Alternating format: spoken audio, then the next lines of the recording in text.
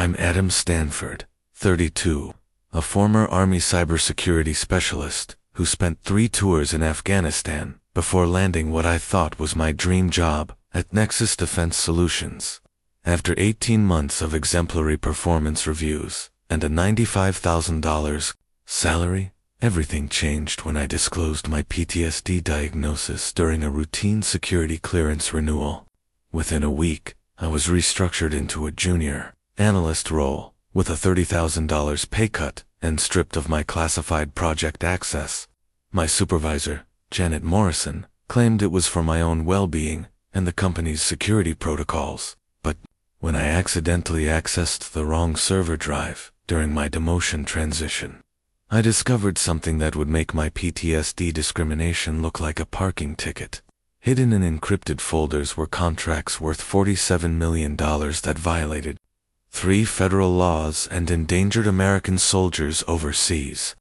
Now they had a choice: reinstate me with full back pay, or watch me deliver evidence of their crimes to every news outlet and congressional committee in Washington.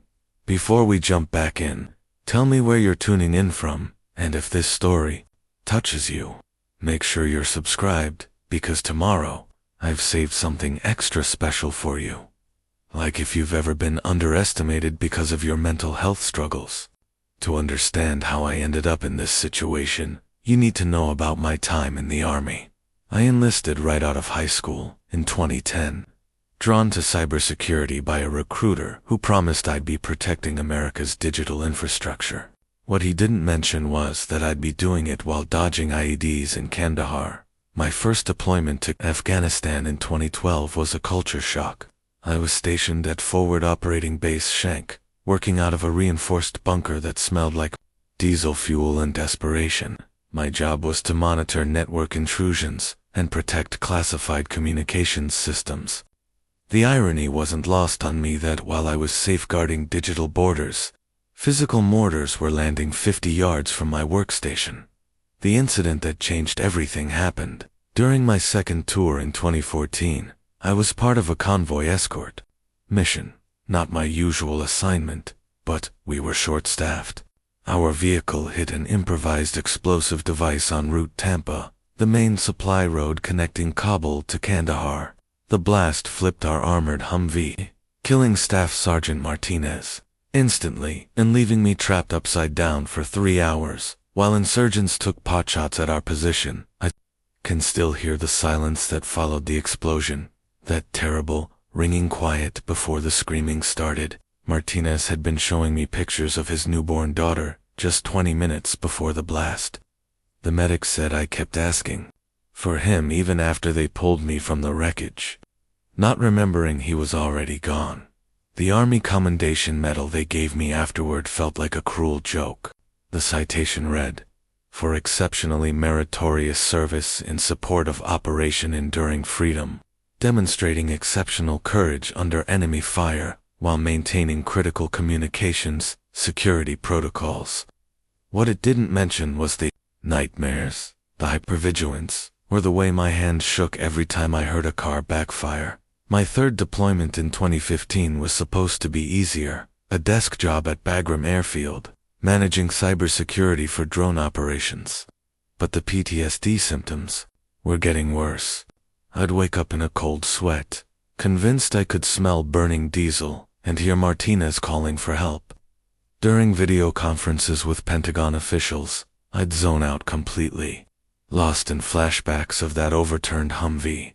The military doctors prescribed medication and recommended therapy, but there's an unspoken stigma about mental health in the Army. Admitting you're struggling means admitting weakness, and weakness gets people killed. So I kept my mouth shut, did my job, and counted down the days until my discharge. When I finally left the service in 2016, I thought civilian life would be different. I thought I could leave the war behind and start fresh. Corporate America seemed like a safe haven: climate-controlled offices, predictable schedules, no one shooting at you. The Department of Veterans Affairs diagnosed my PTSD officially in 2017. But by then, I was already working in the private sector, keeping my military medical records to myself. Looking back, I should have been more open about my struggles from the beginning. But in 2018, when Nexus Defense Solutions offered me a six-figure salary to protect their classified systems, I wasn't about to let my invisible wounds derail my second chance at success. The Nexus Defense Solutions office in Arlington, Virginia, looked like everything I'd imagined corporate success would be. Floor-to-ceiling windows overlooked the Potomac River, and the lobby featured a massive American flag alongside framed photos of military aircraft and naval vessels. It felt like home, but with better coffee and no incoming artillery. My interview process in March 2018 was thorough but encouraging. The hiring manager, David Chen, was a former Navy intelligence officer who immediately understood my military background. When I explained my cybersecurity experience protecting drone communications in Afghanistan, his eyes lit up. "We need someone who understands both the technical side and the operational reality," he said, sliding my original employment contract across the mahogany conference table. The contract was beautiful in its simplicity. $95,000 annual salary, full benefits, and a signing bonus of $10,000. Most importantly, it required a top-secret security clearance with sensitive compromised information access, exactly what my military background had prepared me for. I would be working on classified defense contracts, protecting the same types of systems I'd safeguarded overseas, but without the constant threat of mortar attacks. "You'll be part of our advanced cyber defense team," David explained, walking me through the secure facility. "We handle cybersecurity for some of the most sensitive government contracts in the industry. Your military experience with classified systems makes you perfect for this role." The tour included a state-of-the-art computer lab, multiple secured conference rooms, and a break room that actually had decent snacks, a far cry from the MREs I'd survived on in Afghanistan. My first 18 months at Nexus exceeded every expectation. I quickly became the go-to expert for complex network security issues, earning praise from both supervisors and clients. My performance reviews consistently rated me as exceeds expectations in every category. Janet Morrison, the director of our division, frequently highlighted my work in company meetings, calling me the kind of military talent that makes our contracts successful. The work itself was engaging and meaningful. I was protecting communication systems that kept American soldiers safe, the same systems I'd relied on during my own deployments. Every firewall I configured, every intrusion I detected, every security protocol I implemented felt like I was still serving my country. Just without the uniform, my colleagues respected my expertise and military background.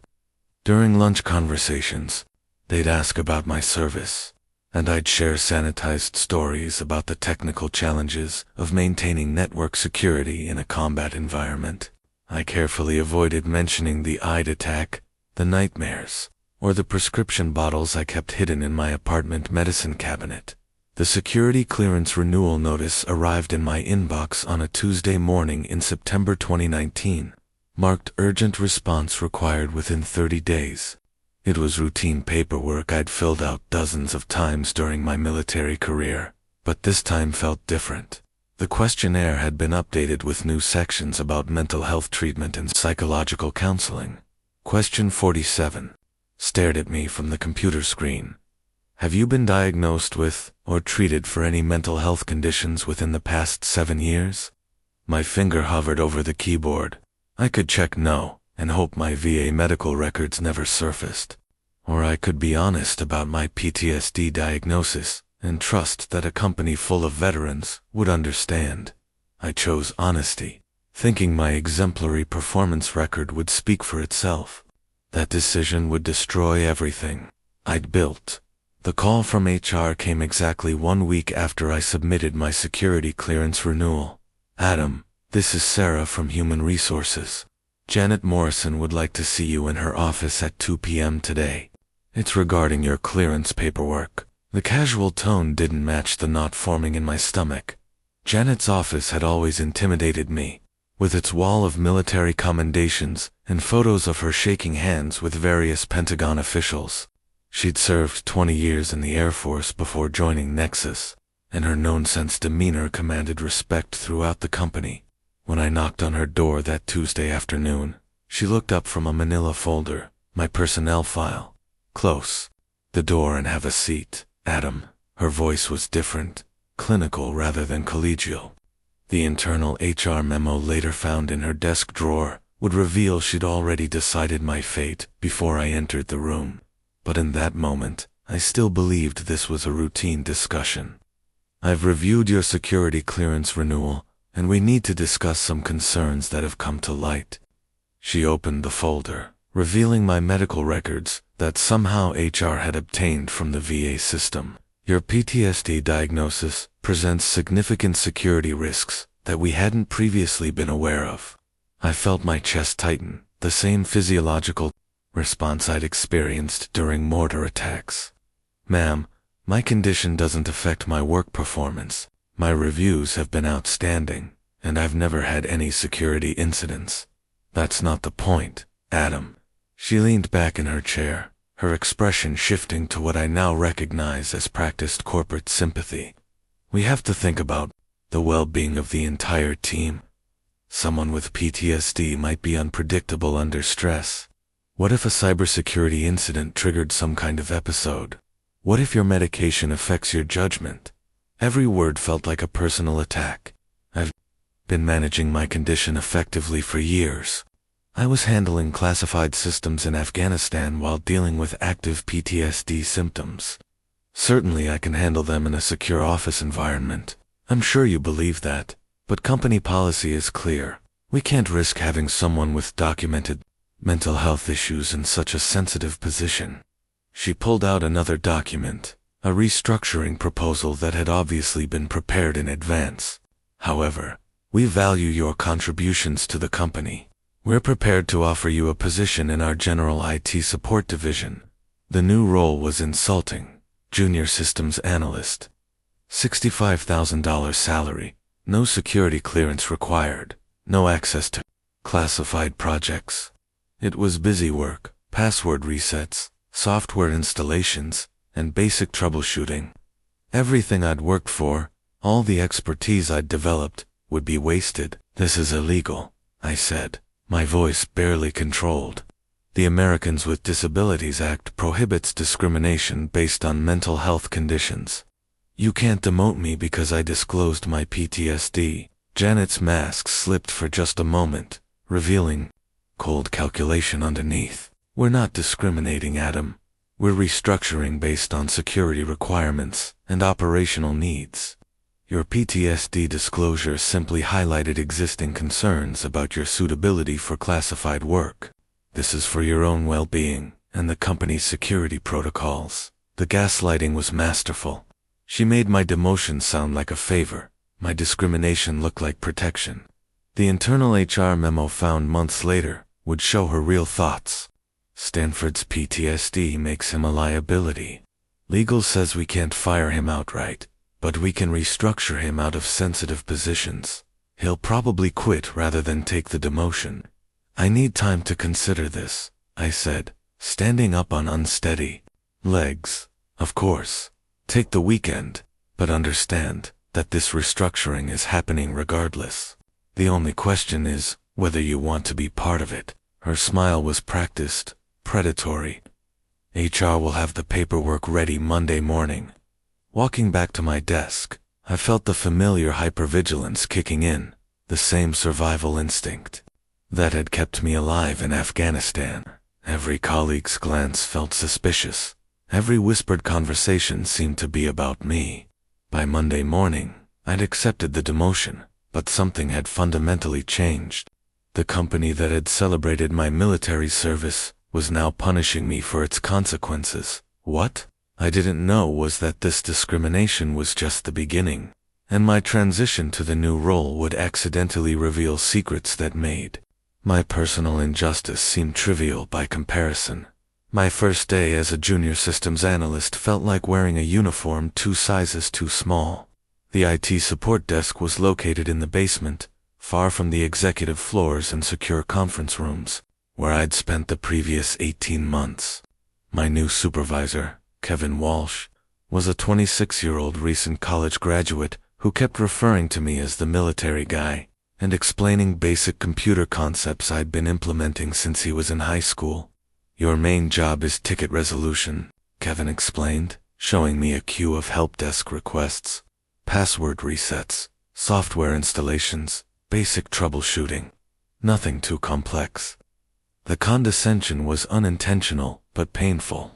I'd gone from protecting classified defense systems to helping executives figure out why their email wasn't working. The server access transition was supposed to be routine. Kevin handed me a list of system credentials and network drives that I'd need for basic IT support functions. "Just standard stuff," he said. "Employee directories, software repositories, basic network tools. Your old clearance credentials should be revoked by now, so you won't be able to access any of the classified systems." That's where things went wrong, or right, depending on your perspective. On Wednesday morning, I was trying to access the employee directory to reset a password for someone in accounting. The network drive paths were confusing, and I'd been rushing through tickets to prove I wasn't letting my condition affect my work. Instead of typing server-2 employee directory, I accidentally entered server-2 exec directory. The system didn't reject my access. Instead, it opened a folder structure I'd never seen before, filled with subfolders labeled with cryptic project names: Sandstone, Blackwater, Severn, Prairie Fire, and dozens of others. My first instinct was to back out immediately. Accessing unauthorized directories was a serious security violation that could result in immediate termination. But something caught my eye. The server access log would later show that I spent exactly 47 seconds in that directory. But those 47 seconds changed everything. Several folder names included financial figures: Sandstone 47M, Blackwater 723M, Prairie Fire 15M. The numbers were too large and too specific to be random project codes. I should have logged out immediately. I should have reported the access error to Kevin.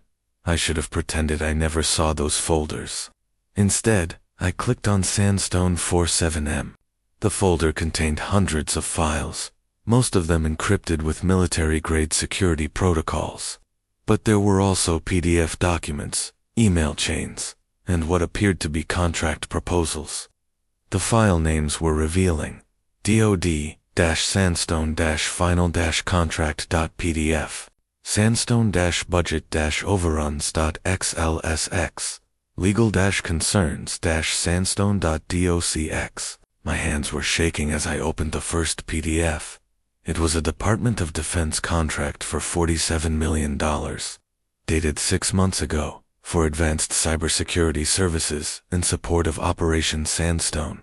The contract authorized Nexus Defense Solutions to provide network security for military installations in Eastern Europe, with payment terms that seemed unusually favorable to the contractor. But, as I read deeper, details began to stand out that made my blood run cold. The contract specified that Nexus would have access to NATO-classified networks, including intelligence sharing protocols with allied nations. The scope of access was unprecedented and potentially illegal under current international agreements. I'd spent 3 years protecting similar networks in Afghanistan. I knew the regulations, the oversight requirements, the approval processes. This contract was authorizing access that would normally require congressional notification and interagency coordination. Yet there was no mention of proper oversight. Channels. The budget breakdown was even more disturbing. Nearly $30 million of the $47 million was allocated to administrative costs and consultation fees. Vague categories that could hide almost anything. The actual cybersecurity work was budgeted at less than $10 million, suggesting that the real purpose of this contract wasn't network security at all. My PTSD symptoms kicked in as I realized what I was looking at. The hypervigilance, the racing heart, the tunnel vision. But this time, they were justified. I wasn't having a flashback to Afghanistan. I was uncovering evidence of what appeared to be a massive fraud against the United States government. I quickly closed the files and backed out of the directory. But the damage was done. I'd seen enough to know that my personal discrimination was connected to something much larger and more dangerous. The server access log would show my brief intrusion, but I hoped it would be buried in the thousands of daily network transactions. Walking back to my cubicle, I realized that my accidental discovery had put me in an impossible position. I had evidence of potential crimes, but I'd obtained it through unauthorized access. I was a demoted employee with documented mental health issues, making accusations against executives who controlled my career and possibly my freedom. But I was also a soldier who'd sworn an oath to protect and defend the Constitution of the United States. And that oath didn't come with an expiration date. That night, I couldn't sleep. Every time I closed my eyes, I saw those folder names with their massive dollar amounts. $47 million for Operation Sandstone alone. More money than most people see in a lifetime, potentially being stolen from American taxpayers, while soldiers like me were getting discriminated against for our service-related injuries. I spent the weekend researching government contracting regulations from my apartment, cross-referencing what I'd seen with publicly available information about defense spending oversight. The deeper I dug, the more convinced I became that what I'd stumbled upon wasn't just irregular, it was criminal. Monday morning, I returned to work with a plan. I needed to access those encrypted files, but I had to be smart about it. My military cybersecurity training had taught me how to move through networks without leaving obvious traces, skills I'd never expected to use against my own employer. During my lunch break, I volunteered to help with a network optimization project that gave me legitimate reasons to access various server directories. Kevin was grateful for the initiative. Apparently, the previous junior analyst had shown little interest in going above and beyond basic ticket resolution.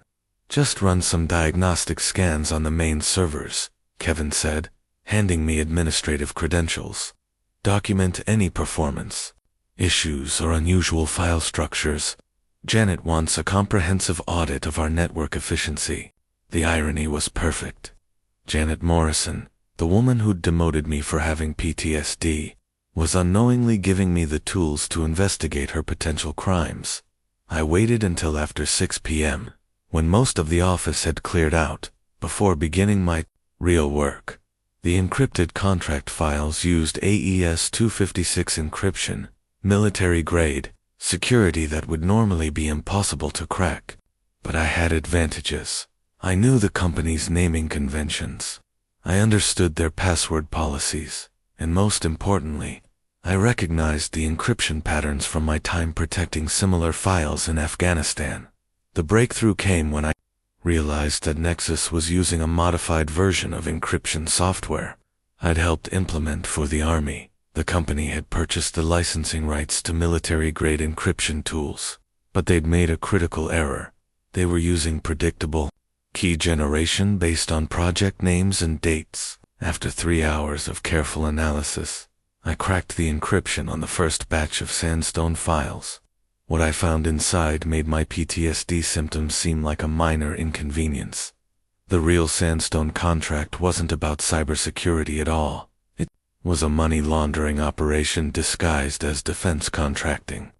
Nexus Defense Solutions was billing the Department of Defense $47 million for network security services, while actually providing minimal technical work. The bulk of the money was being funneled through shell companies to personal accounts, controlled by Janet Morrison and 3 other executives. But the financial fraud was just the beginning. The contract gave Nexus access to NATO intelligence networks, which they were using to gather classified information about American military operations in Eastern Europe. This information was then being sold to foreign intelligence services, with communications indicating buyers in Russia and China. The email chains I decrypted revealed the scope of the betrayal. Janet Morrison had personally approved the sale of information about American troop movements weapons shipments, and strategic plans. In one email, dated just 2 weeks ago, she wrote, "The Moscow contact confirmed receipt of the shipment manifests. Payment of $2.3 million has been transferred to the Cayman account." I sat in that empty office, staring at evidence that my supervisor, the woman who'd claimed my PTSD made me a security risk, was literally selling American military secrets to hostile foreign governments. The same types of intelligence that had kept me alive during my deployments in Afghanistan were being commodified for personal profit. The scope went beyond sandstone. I found evidence of similar schemes in the Blackwater 7 and Prairie Fire contracts, totaling over $85 million in fraudulent billing and countless classified documents sold to foreign adversaries. The operation had been running for at least 2 years, with at least a dozen other employees involved at various levels. The most damning evidence was a planning document titled Security Risk Management that I found in Janet's personal folder. It detailed their strategy for identifying and eliminating potential whistleblowers within the company. My name appeared on a list of high-risk personnel employees with military backgrounds, security clearances, and potential access to sensitive information. The document revealed that my PTSD discrimination wasn't random workplace bias. It was a calculated move to neutralize a potential threat. Janet had systematically reviewed military veterans in sensitive positions, identifying those most likely to recognize illegal activities and most vulnerable to character assassination. My PTSD diagnosis had made me a perfect target, credible enough to be dangerous, but damaged enough to be discredited. As I carefully copied the encrypted files to a secure USB drive, I realized that this evidence could send multiple people to prison for decades. Treason, fraud, conspiracy. The charges would be extensive and devastating, but I also knew that possessing this information put my life in danger. These people had already destroyed my career for having PTSD. What would they do to protect $85 million and prevent treason charges? I encrypted my copies with new passwords and stored backup drives in 3 separate locations. Then I began planning the most important mission of my life, bringing down the criminals who'd betrayed both me and my country. The next 2 weeks became a careful ballet of evidence, collection, and operational security. I continued my regular IT support duties during the day while conducting my investigation after hours, methodically documenting every aspect of the criminal enterprise I'd uncovered. My document preservation USB drive became my most valuable possession. I'd purchased it with cash from a computer store in downtown DC, along with 3 identical backup drives.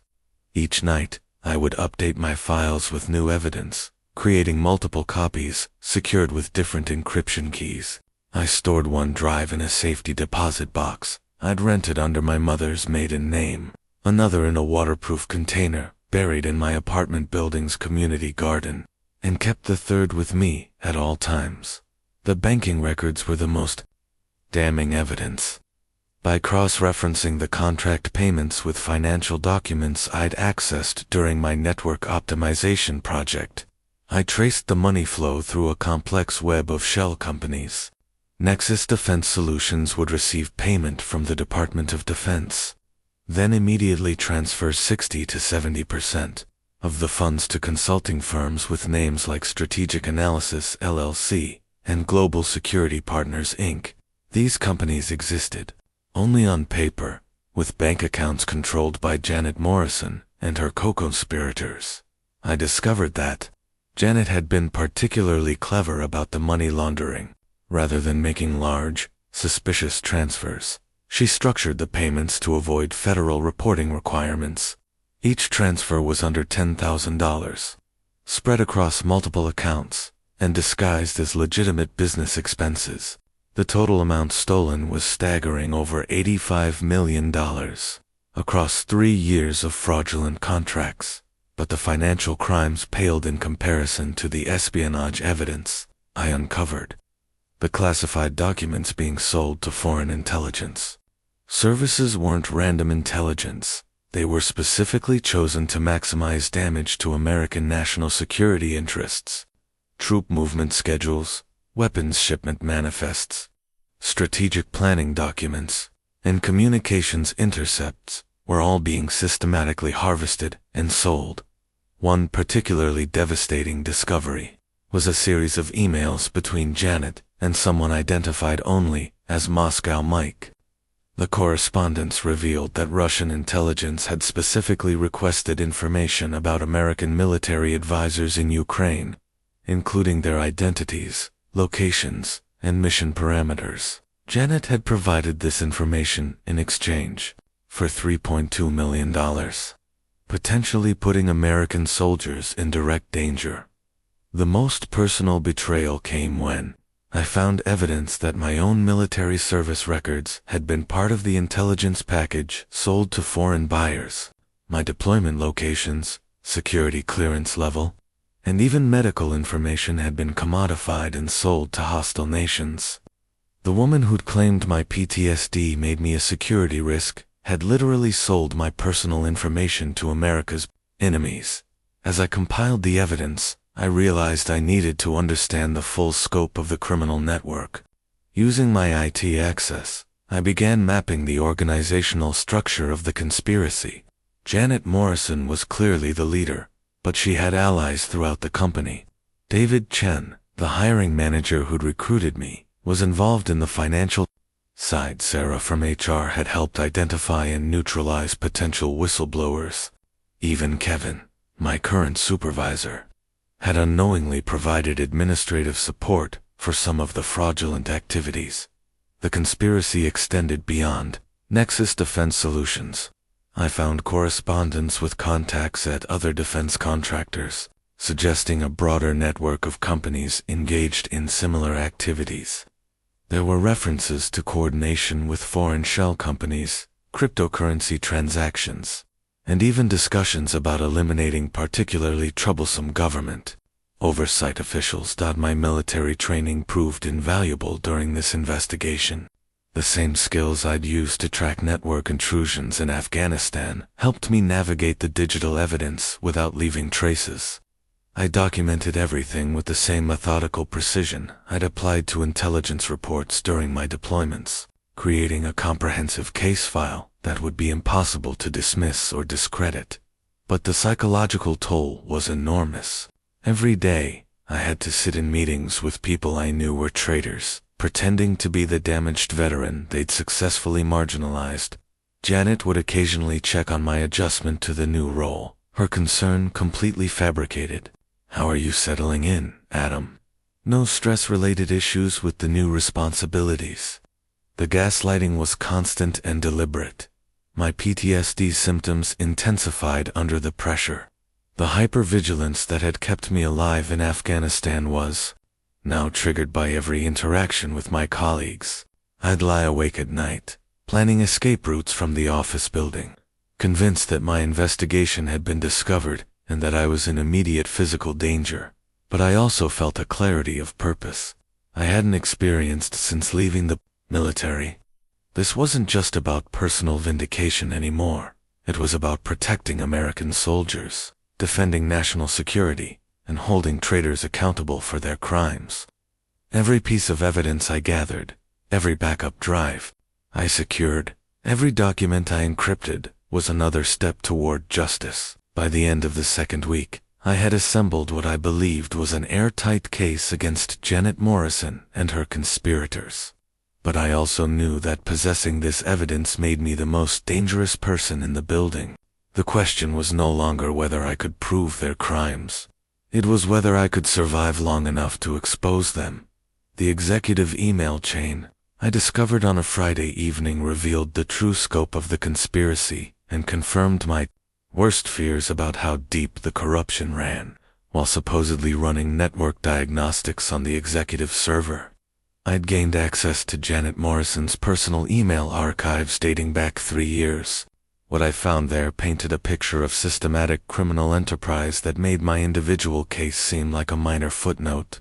The email thread was titled Risk Management, Personnel Issues, and included Janet Morrison, CEO Robert Hendricks, CFO, Patricia Williams, and Head of Security, Thomas Kane. The earliest message, dated just 2 days after I'd submitted my PTSD disclosure, revealed their coordinated response to what they perceived as a threat to their operation.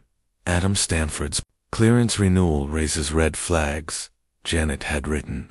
Military cybersecurity background, history of overseas deployments, documented mental health issues that could be exploited by hostile intelligence services. Recommend immediate restructuring to minimize security exposure. CEO Hendrick's response was chilling in its calculated cruelty. Mental health angle gives us perfect cover for demotion. Legal says data protections are weak if we frame it as security concern rather than discrimination. Move him to basement it. Strip clearances. Monitor closely for signs of instability. But it was Patricia Williams' contribution that revealed this. Wasn't their first rodeo. Stanford fits the profile of previous problem employees. Suggest implementing Protocol 7, same approach we used with Rodriguez in 2017 and Chen in 2019. Gradual isolation, documentation of performance issues, eventual termination for cause. I felt sick reading about Rodriguez and Chen. I remembered. Both of them, Rodriguez, had been a Navy veteran who'd supposedly had a breakdown and been quietly terminated, while Chen had been accused of security violations. That led to his dismissal and blacklisting from other defense contractors. Both had tried to warn other employees about irregularities they'd observed, and both had been systematically destroyed by the same process now being applied to me. The email chain revealed that Nexus Defense Solutions had perfected a system for identifying and eliminating potential whistleblowers. They specifically targeted military veterans because of their security clearances and technical knowledge, but also because their service-related injuries, physical or psychological, provided convenient pretexts for discrimination that was difficult to prove in court. Veterans are higher risk, higher reward, Thomas Kane had written.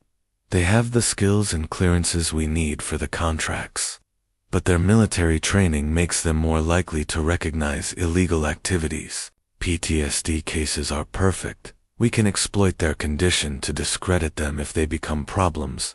The systematic nature of their approach was documented in disturbing detail.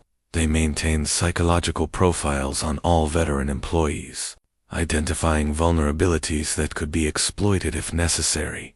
My file included notes about my IED incident, my medication regimen, and even speculation about my financial pressures that could be used to encourage cooperation or ensure silence.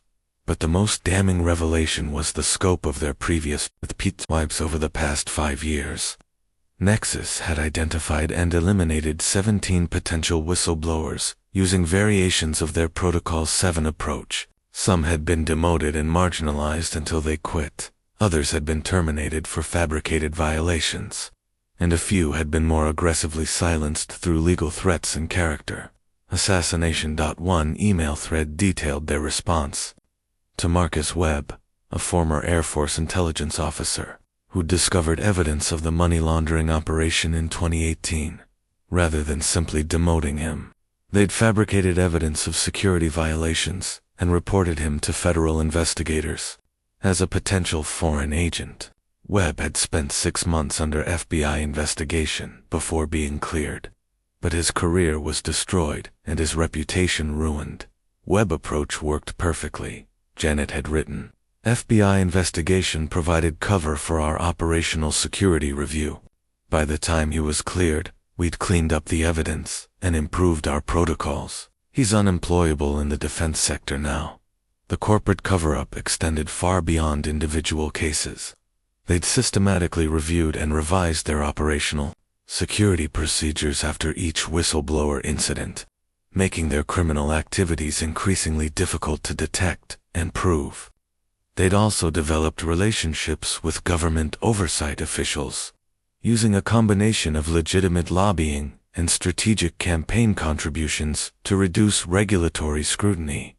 I found evidence of payments to congressional staffers, favorable contracts awarded to companies owned by oversight officials, family members, and even direct bribes, disguised as consulting fees. The corruption wasn't limited to Nexus. It was a network of defense contractors, government officials, and foreign intelligence services working together to loot the American defense budget while compromising national security. The psychological warfare they'd employed against previous whistleblowers was sophisticated and brutal. They would simultaneously attack their targets' credibility, financial stability, and mental health, using their security clearances and government connections to make employment in the defense sector impossible. Several former employees had been forced to declare bankruptcy, and at least 2 had required psychiatric hospitalization due to the stress of their systematic harassment. Reading these emails, I realized that my PTSD discrimination wasn't personal, it was strategic. Janet Morrison didn't care about my mental health or security risks. She was following a proven playbook for neutralizing threats to their criminal enterprise. Every compassionate word, every expression of concern for my well-being, every reference to company policy had been calculated manipulation designed to isolate and discredit me. But I also realized that I had advantages my predecessors hadn't possessed. I had access to their complete email archives, comprehensive financial records, and most importantly, I understood their playbook. I knew what they'd done to previous whistleblowers, which meant I could prepare for their inevitable retaliation. The question was whether I could expose their crimes before they destroyed me the way they'd destroyed Rodriguez, Chen Webb, and 14 other veterans who'd tried to do the right thing. Finding the right attorney felt like planning a military operation. I couldn't use my work computer for research, couldn't risk phone calls from the office, and couldn't trust that my personal communications weren't being monitored. After what I'd learned about Nexus's systematic destruction of previous whistleblowers, I had to assume they were already watching me. I spent my weekend at the Arlington Public Library, using their computers to research whistleblower protection attorneys with experience in defense contractor cases. The name that kept appearing in articles about government fraud was Rebecca Martinez, a former federal prosecutor who'd specialized in false claims act cases before opening her own practice in downtown D.C. Her website showed an impressive track record: $847 million recovered from defense contractors in fraudulent billing cases, successful protection of dozens of government whistleblowers, and testimonial after testimonial from clients who'd survived retaliation campaigns by major corporations. Most importantly, she offered free initial consultations and guaranteed confidentiality, regardless of whether clients decided to proceed. I called her office from a payphone outside a metro station on Monday morning, feeling somewhat ridiculous but taking no chances with communications security. Her secretary scheduled an appointment for Wednesday afternoon, and I took a sick day from work, claiming PTSD-related symptoms, which was technically true given the stress of my investigation. Rebecca Martinez's law office was located in a converted townhouse near DuPont Circle, far from the corporate glass towers where most defense contractors conducted their business. The building felt safe, discreet, and purposefully understated, exactly what someone in my position needed. Martinez herself was nothing like what I'd expected. Instead of the aggressive courtroom persona I'd imagined, she was soft-spoken, methodical, and immediately put me at ease with her genuine understanding of military culture. "I represent a lot of veterans," she said, as we settled into her office. "Corporate retaliation against service members is unfortunately common, especially in the defense sector." I'd prepared for this meeting like I was briefing a commanding officer, organizing my evidence into clear categories and practicing my presentation to ensure I covered all the crucial points without revealing information prematurely. But Martinez's first question caught me off guard. "Before we discuss the specifics of your case, I need you to understand the risks. Whistleblowing against major defense contractors is dangerous. Are you prepared for a fight that could last years and potentially destroy your career?" Her directness was refreshing after months of corporate manipulation. "Ma'am, my career is already destroyed. They demoted me for having PTSD, and now I've discovered they're stealing millions from the government and selling classified information to foreign adversaries. I don't have a choice. I took an oath to defend this country. Martinez leaned forward, her expression shifting to intense focus. Show me what you have. For the next 2 hours, I walked her through my evidence methodically. The discriminatory demotion, the accidental discovery of the encrypted files, the systematic money laundering, the espionage activities, and the corporate cover-up that had destroyed 17 previous whistleblowers. Martinez took detailed notes, occasionally asking clarifying questions that demonstrated her deep understanding of both government contracting law and corporate security procedures. When I finished, she sat quietly for several minutes, reviewing her notes. Finally, she looked up with an expression I couldn't quite read. Adam, this is the most comprehensive whistleblower case I've seen in 15 years of practice. The evidence you've gathered could result in criminal charges against dozens of people and potentially recover hundreds of millions of dollars for the government. The relief I felt was overwhelming. After weeks of carrying this burden alone, someone with authority and expertise was confirming that my discoveries were legitimate and actionable.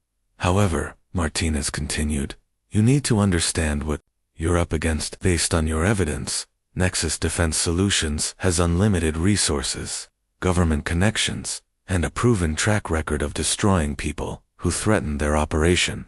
They've already started their retaliation campaign against you, and it will get much worse. She pulled out a standard attorney-client privilege agreement and slid it across her desk. This protects everything we discuss, regardless of whether you decide to proceed. But if we move forward with a formal whistleblower complaint, there's no going back. They will try to destroy your reputation, your finances, and your mental health. They will claim you're unstable because of your PTSD, that you're a disgruntled employee seeking revenge, that you stole classified information for personal gain. I signed the agreement without hesitation. They're already doing those things. At least this way, their crimes get exposed. Martinez smiled for the first time during our meeting. Good. Then here's what we're going to do. First, we secure additional copies of your evidence in multiple locations that they can't access. Second, we prepare a comprehensive whistleblower complaint under the False Claims Act that protects you from retaliation. Third, we develop a coordinated strategy for simultaneous disclosure to federal investigators, congressional oversight committees, and the media. She outlined a timeline that would take approximately 6 weeks to implement properly. During that period, I would continue working at Nexus while she prepared the legal framework for maximum protection and impact. The goal was to make the disclosure so comprehensive and well-coordinated that Nexus couldn't suppress it or discredit me effectively. The False Claims Act allows whistleblowers to receive up to 30% of any money recovered by the government. Martinez explained, based on your evidence, we're looking at potential recovery of $85 million in fraudulent contracts, plus penalties and interest. Your share could be $25 million or more. The financial incentive was appealing, but that wasn't my primary motivation. I don't care about the money. I want justice for what they did to me and the other veterans they've destroyed, and I want to stop them from selling our national security secrets to hostile foreign governments. I understand, Martinez said, but the financial component is important for 2 reasons. First, it demonstrates that your motivations are protected. Under federal law, you're not just a disgruntled employee, you're a legally protected whistleblower. Second, it gives you the resources to fight back against their retaliation campaign. As our meeting concluded, Martinez handed me a secure phone programmed with encrypted communication software. Use this for all case-related communications. Assume your personal phone, email, and even your apartment may be monitored. These people have extensive resources and no moral constraints. Walking back to my car, I felt simultaneously relieved and terrified. I had a powerful ally and a legal strategy, but I also knew that the most dangerous phase of this operation was just beginning. Nexus Defense Solutions had destroyed 17 previous whistleblowers using their proven playbook. The question was whether Martinez and I could execute our plan before they executed theirs. Rebecca, Martinez had advised against direct confrontation, but I couldn't resist giving Janet Morrison one opportunity to do the right thing before we destroyed her life. Call it military honor, call it naive optimism, or call it strategic psychological warfare. I wanted to see her reaction when she realized her victim had become her greatest threat. The formal reinstatement demand letter that Martinez had drafted was a masterpiece of legal precision, disguised as reasonable negotiation. Printed on official law firm letterhead and delivered via certified mail to both Janet's office and home address. It laid out our demands with surgical clarity, while carefully avoiding any mention of the criminal evidence I possessed. Dear Ms. Morrison, the letter began. I represent Mr. Adam Stanford regarding his unlawful demotion and discrimination based on his PTSD diagnosis. Mr. Stanford was subjected to illegal retaliation in violation of the Americans with Disabilities Act, creating a hostile work environment that has caused significant financial and emotional damages. The demands were straightforward: immediate reinstatement to his previous position with full back pay, restoration of security clearance, formal apology, and compensation for emotional distress. The letter gave Nexus Defense Solutions exactly 10 business days to respond with acceptable terms, warning that failure to resolve the matter would result in formal legal action. What the letter didn't mention was the $85 million in fraudulent contracts, the espionage activities, or the systematic destruction of 17 previous whistleblowers. Martinez had been clear about the strategy. Let them think this is just a routine discrimination case. When they dismiss your demands, we hit them with everything at once. The element of surprise is crucial. I hand-delivered the letter to Janet's office on a Tuesday morning, requesting a meeting to discuss the situation professionally. Her secretary scheduled me for Thursday at 2 p.m., the same time slot where she'd initially demoted me, which felt like intentional psychological manipulation. The intervening days were surreal. I continued my regular IT support duties while mentally preparing for what might be the most important conversation of my life. My PTSD symptoms were manageable during the day, but nighttime brought vivid dreams that mixed memories of Afghanistan with paranoid fantasies about Nexus assassins breaking into my apartment. Thursday afternoon, I knocked on Janet's office door, carrying only a legal pad and pen, no recording devices, no hidden cameras, nothing that could be construed as evidence gathering. Martinez had been clear that this meeting was about Janet's reaction, not building a legal case. Come in, Adam. Close the door. Janet's tone was carefully neutral, but I could see tension in her posture. The demand letter lay open on her desk, next to what appeared to be legal documents and personnel files. She'd done her homework. I've reviewed your attorney's letter, she began, settling back in her chair with practiced corporate composure. I have to say, I'm disappointed that you chose to handle this through lawyers rather than our internal grievance procedures. The gaslighting was immediate and predictable. Ma'am, your internal procedures were used to demote me illegally. I didn't see much point in asking the same people who discriminated against me to investigate their own discrimination. Janet's mask slipped slightly, revealing irritation beneath the professional facade. Adam, you're mischaracterizing the situation. Your restructuring was based on legitimate security concerns related to your disclosed mental health condition. We have documentation showing that PTSD can create unpredictable behavior patterns that pose risks in classified environments. That's illegal discrimination under federal law, I replied calmly. My PTSD has never affected my work performance, and you have no evidence suggesting it would. You demoted me purely because I disclosed my diagnosis during clearance renewal. We have expert psychological evaluations suggesting otherwise, Janet said, pulling a folder from her desk drawer. Dr. Patricia Hensworth, a licensed psychologist specializing in workplace mental health, has reviewed your case and concluded that individuals with combat-related PTSD posed elevated security risks in high-stress environments. I'd never heard of Dr. Hensworth, and I certainly hadn't been evaluated by her. Janet was presenting fabricated evidence, just as the email chains had revealed they'd done 2 previous whistleblowers. The systematic nature of their retaliation was playing out, exactly as Martinez had predicted. "I'd like to see that evaluation," I said. "Since it apparently discusses my medical condition, I should have received copies under HIPAA regulations." Janet's pause was barely perceptible, but I caught it. The evaluation was conducted as part of our security review process, not as medical treatment. Different privacy rules apply. We both knew she was lying, but this wasn't about winning the argument. It was about understanding her strategy. Janet had clearly decided to fight rather than negotiate, and she was prepared to use fabricated evidence to support her position. "Morrison, I'm going to be direct with you. I have an attorney. I have evidence of discrimination, and I have witnesses who can testify about my work performance. This case is winnable, and it's going to be expensive for the company. Wouldn't it be easier to simply reinstate me and move forward?" Janet leaned forward, her expression hardening into something I recognized from my military experience, the look of someone preparing for combat.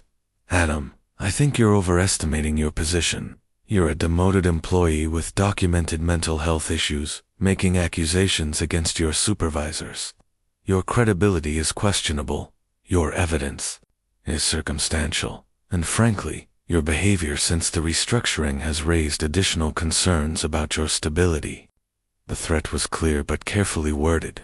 She was setting up the narrative that I was an unstable veteran having a psychological breakdown, making my eventual destruction appear justified and inevitable.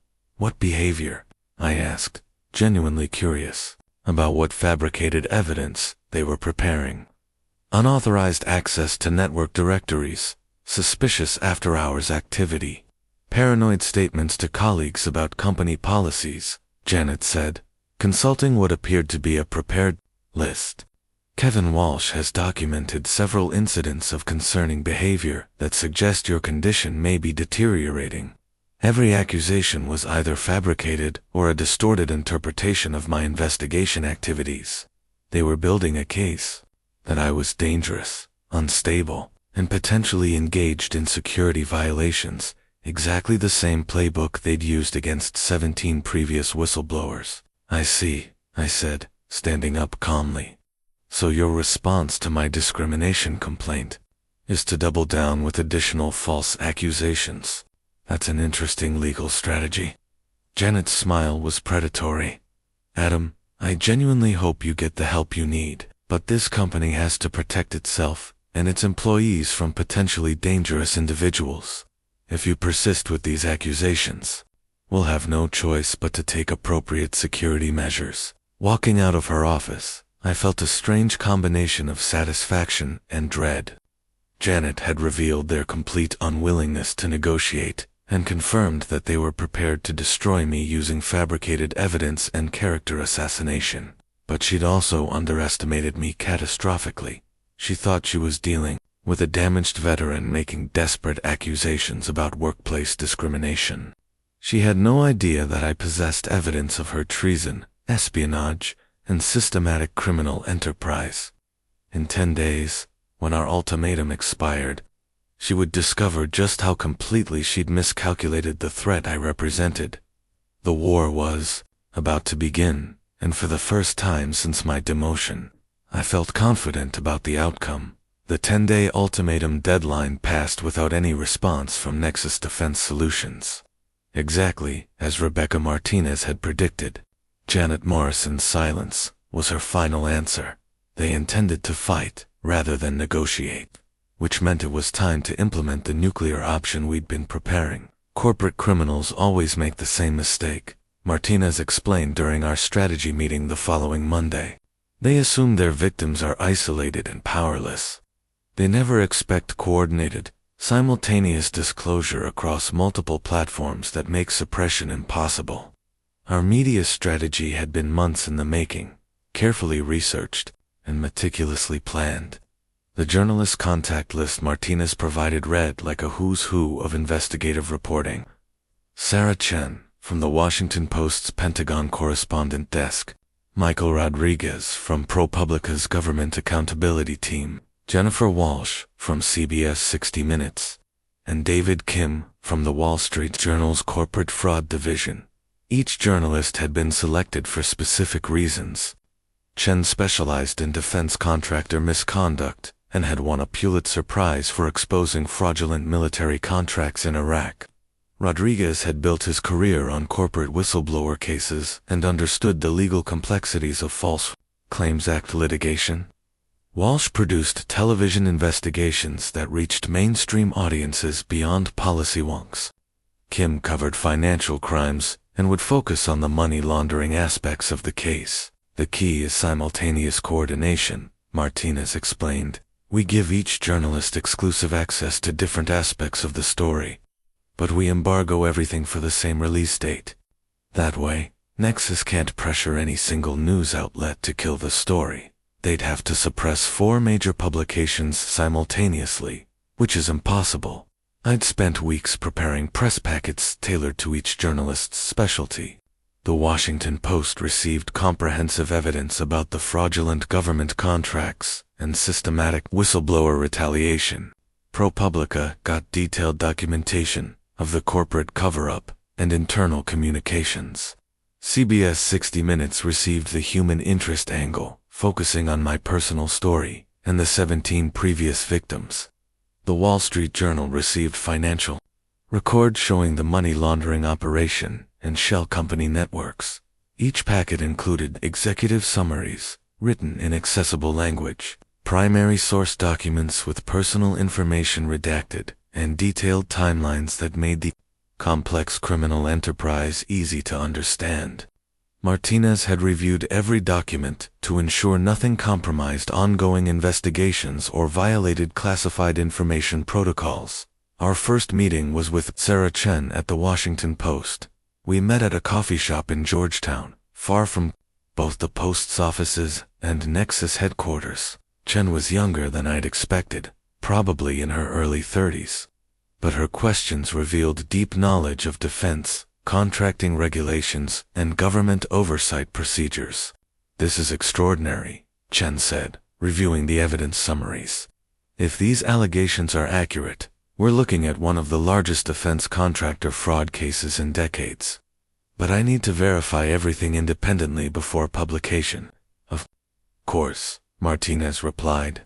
We've prepared a comprehensive source list with contact information for current and former government officials who can confirm the regulatory violations.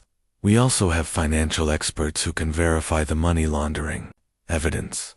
Chen's investigation would take several weeks, but she committed to treating the story as a priority investigation with potential front-page placement.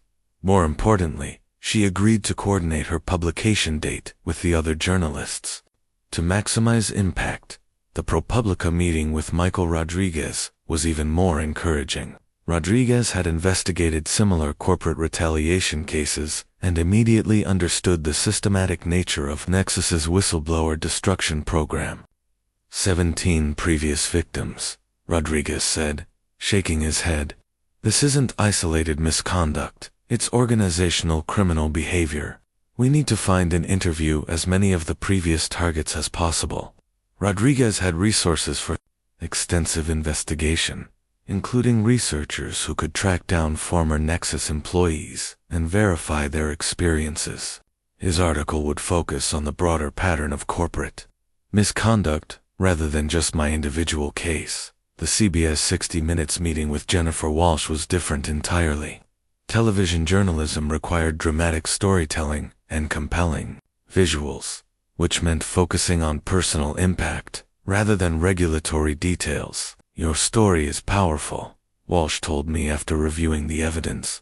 Decorated veteran with PTSD gets discriminated against, accidentally discovers massive corporate crimes, fights back against overwhelming odds.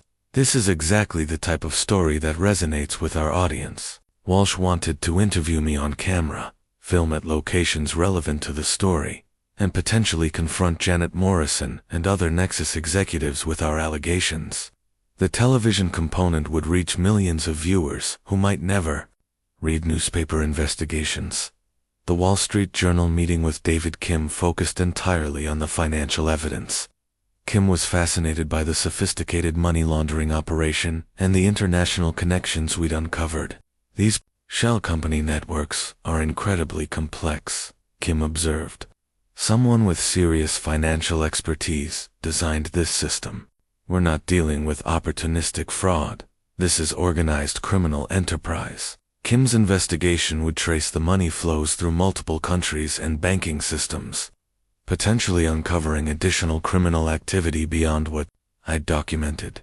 Coordinating for major investigations simultaneously was like conducting a military operation.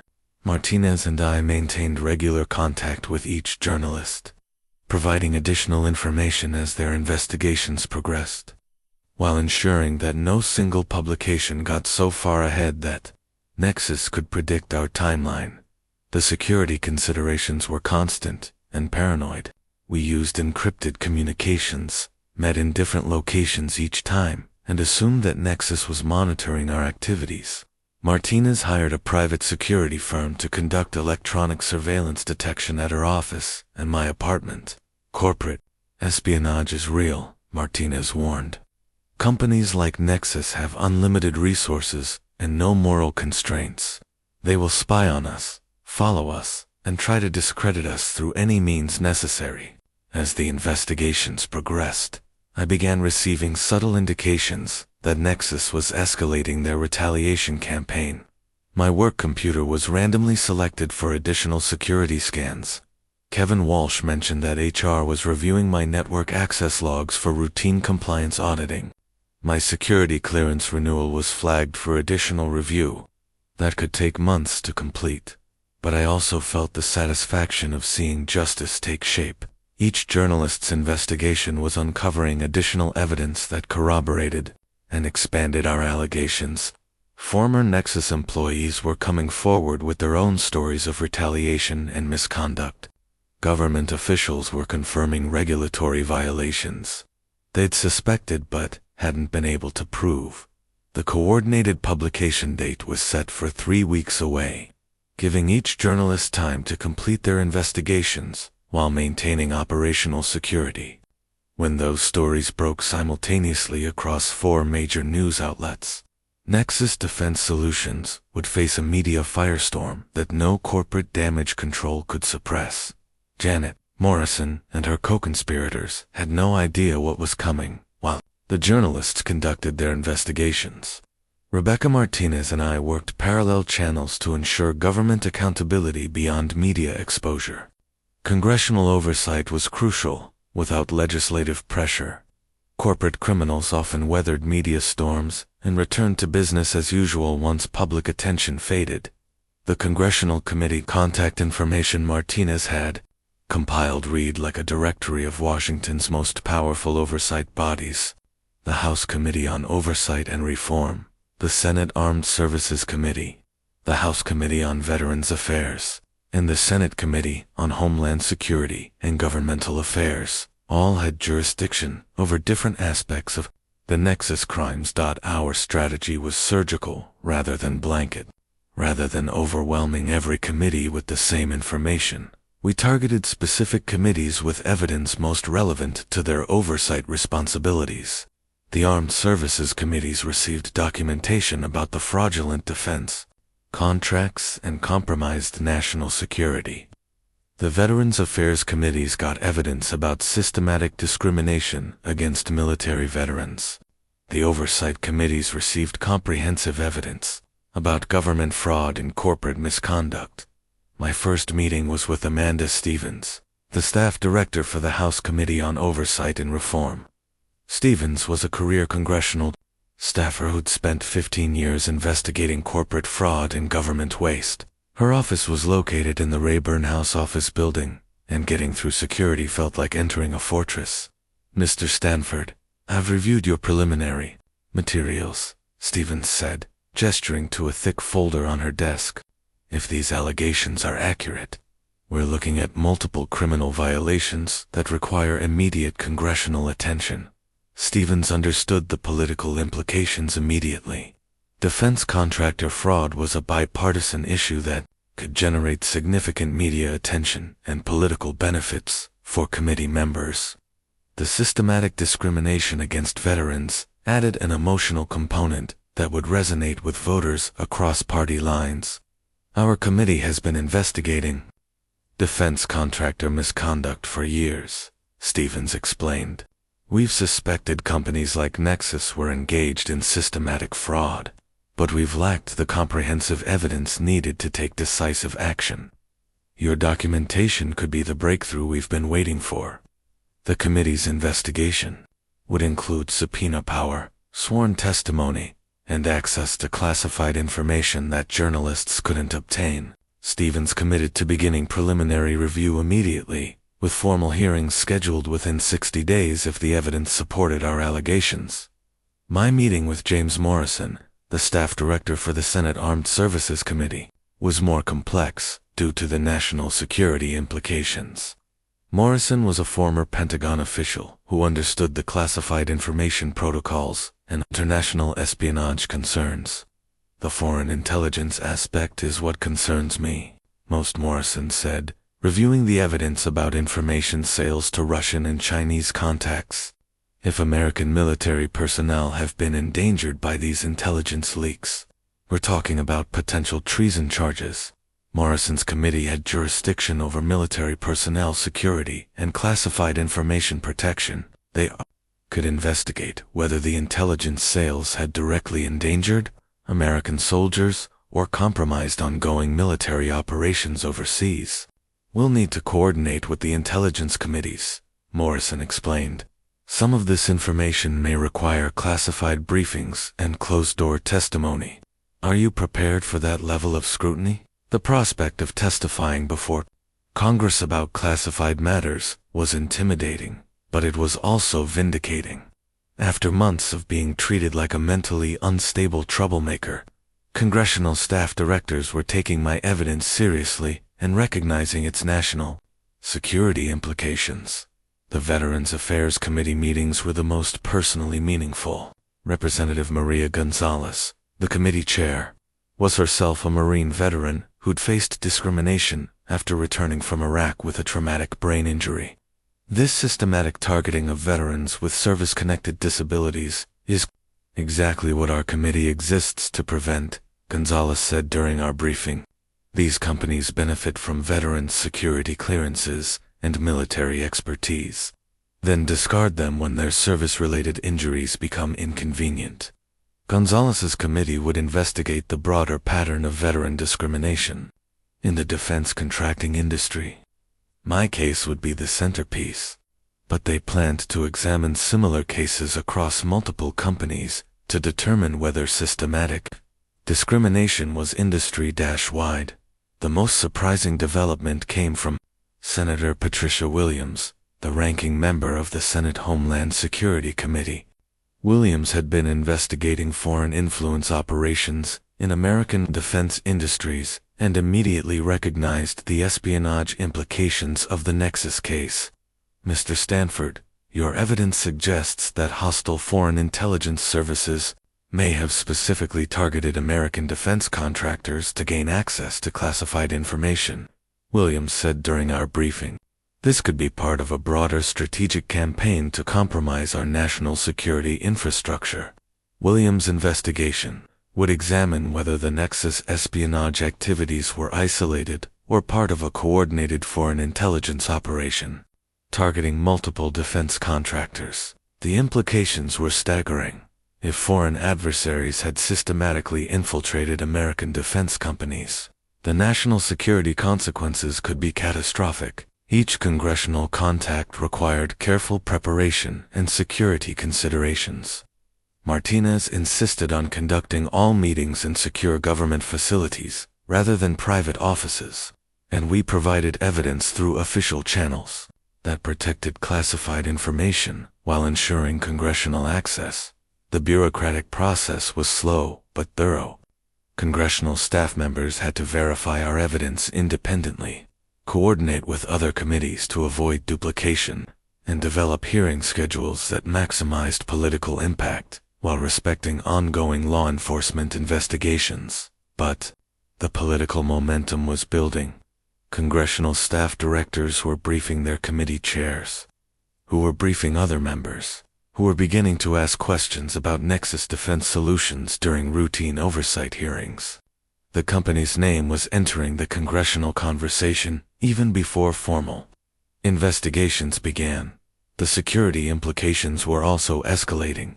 Martinez received unofficial warnings from congressional security officials that foreign intelligence services were monitoring our activities.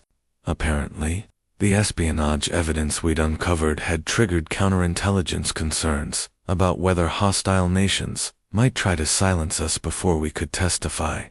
"You're no longer just a corporate whistleblower," Martinez warned. "You're a national security asset with information that could expose foreign intelligence operations. That makes you a target for much more serious retaliation than corporate harassment." Despite the escalating risks, I felt a growing sense of purpose and vindication. The congressional response confirmed that my evidence was not only accurate, but strategically important to national security. After months of being dismissed as a mentally unstable veteran, I was being briefed by congressional staff directors and prepared for testimony before the most powerful oversight committees in government. The coordinated release was still weeks away, but the foundations were being laid for a comprehensive response that would go far beyond media exposure. When the story broke, Congress would be ready to act immediately with hearings, investigations, and legislative responses that could fundamentally change how the defense contracting industry operated. Janet Morrison and her co-conspirators were about to face not just media scrutiny, but the full investigative power of the United States Congress. The first news article draft arrived in my encrypted email at 6:47 a.m. on a Tuesday morning, 3 days before our coordinated publication date. Sarah Chen's Washington Post investigation had grown from a planned 2,000-word expose into a comprehensive 4,500-word investigation that would occupy the entire front page and continue. Inside, with detailed graphics and supporting documents, defense contractor accused of $85 million fraud, systematic veteran discrimination. Read the headline draft. The subheading was equally damning. Internal documents reveal Nexus Defense Solutions sold classified intelligence to foreign adversaries while retaliating against military whistleblowers. Reading my own story in professional journalism format was surreal and vindicating. Chen had interviewed 17 sources, including 5 former Nexus employees, 3 government oversight officials, and 2 Pentagon contracting specialists. Every allegation was corroborated by multiple sources. Every financial claim was verified by independent audits, and every legal assertion was confirmed by regulatory experts. The article began with my story. The decorated Army veteran discriminated against 4 PTSD who accidentally discovered massive corporate crimes, but quickly expanded into a comprehensive investigation of systematic criminal enterprise. Chen had uncovered additional evidence beyond what I'd provided, including similar cases at other defense contractors and government emails discussing concerns about Nexus's activities. "This story is going to detonate like a nuclear bomb," Martinez said after reviewing the draft. "Chen has built an absolutely airtight case that will be impossible for Nexus to discredit or dismiss." The coordinated release was scheduled for Thursday morning at exactly 6 a.m. Eastern Time. The Washington Post would publish first, followed immediately by ProPublica, then the Wall Street Journal, and finally, CBS 60 Minutes would air a preview segment during their evening broadcast. The sequencing was designed to create maximum media momentum that would be impossible to stop or control. Wednesday night, I barely slept. My apartment felt simultaneously like a bunker and a target, secure but vulnerable. Martinez had arranged for private security to monitor my building, and I'd received unofficial warnings from congressional staff that foreign intelligence services might attempt to intimidate or harm me. Before the story broke, at 5:45 a.m. Thursday morning, I was sitting at my kitchen table with coffee and my secure phone, ready to watch 17 months of investigation and preparation finally reach the public. Martinez was in her office coordinating with the journalists and monitoring Nexus's response. Congressional staff were prepared to issue statements supporting immediate investigations. At exactly 6 a.m., Sarah Chin's article went live on the Washington Post website. Within minutes, my phone began buzzing with notifications, calls, and messages from journalists, government officials, and former colleagues. The story was spreading across social media faster than I could track. The public response was immediate and overwhelming. #Nexus scandal began trending on Twitter within 30 minutes. Veterans organizations issued statements demanding congressional investigations. Government watchdog groups called for criminal prosecutions. Former military personnel began sharing their own stories of defense contractor discrimination and misconduct. But Nexus Defense Solutions' response was swift and predictable. By 7:30 a.m., they'd issued a carefully crafted statement, dismissing the allegations as fabrications by a disgruntled former employee with documented mental health issues, who had unauthorized access to confidential company information. Adam Stanford was terminated for cause after security violations and concerning behavioral patterns related to his psychological condition, the statement read. His allegations are part of a coordinated attack on our company's reputation by opportunistic attorneys seeking financial gain through frivolous litigation. The corporate damage control was sophisticated and immediate. Nexus hired a crisis management firm that began flooding social media with counter-narratives about my credibility and mental health. They leaked selective personnel information designed to make me appear unstable and untrustworthy. They questioned my military service record and suggested I'd been dishonorably discharged due to psychological problems. By noon, the battle for public opinion was in full swing. Nexus had activated their network of government contacts, industry allies, and paid influencers to discredit the story and attack my character. Former Pentagon officials who'd received contracts from Nexus issued statements supporting the company's integrity. Industry trade associations questioned the reliability of whistleblower allegations. Conservative media outlets began suggesting the story was politically motivated, but our coordinated strategy proved its worth. As Nexus focused their attacks on the Washington Post story, ProPublica published their investigation of the systematic whistleblower retaliation program. While they tried to respond to that, the Wall Street Journal released their financial investigation tracing the money laundering networks. By evening, CBS 60 Minutes aired their preview segment featuring my on-camera interview and footage of Nexus executives refusing to answer questions. The media firestorm was unlike anything I'd experienced. My phone rang constantly with interview requests from news outlets around the world. Reporters stationed themselves outside my apartment building and Nexus headquarters. Cable news channels ran continuous coverage with legal experts analyzing the allegations and national security, specialists discussing the espionage implications. Janet Morrison's personal response was predictably vicious. Through corporate surrogates, she suggested that I'd stolen classified information during a psychological breakdown and was now being manipulated by unscrupulous attorneys seeking financial gain. She questioned my military service, my mental health treatment, and even my patriotism. Mr. Stanford's allegations are the desperate fantasies of a mentally unstable individual who cannot accept responsibility for his own professional failures, Morrison said during a hastily arranged press conference. This company has proudly supported American national security for over 20 years, and we will not be intimidated by frivolous accusations from disgruntled former employees. The personal attacks were painful, but expected. Martinez had prepared me for character assassination, and the coordinated media strategy meant that my credibility was supported by extensive independent verification rather than resting solely on my personal testimony. The most encouraging response came from other veterans and former defense contractor employees who began coming forward with their own stories. By Thursday evening, Martinez's office had received over 40 calls from people reporting similar experiences of discrimination, retaliation, and misconduct at Nexus and other defense companies. "This is exactly what we hoped would happen," Martinez explained during our evening debrief. "Your courage in coming forward has created a safe space for other victims to tell their stories. We're not dealing with isolated incidents, we're exposing systematic industry-wide problems."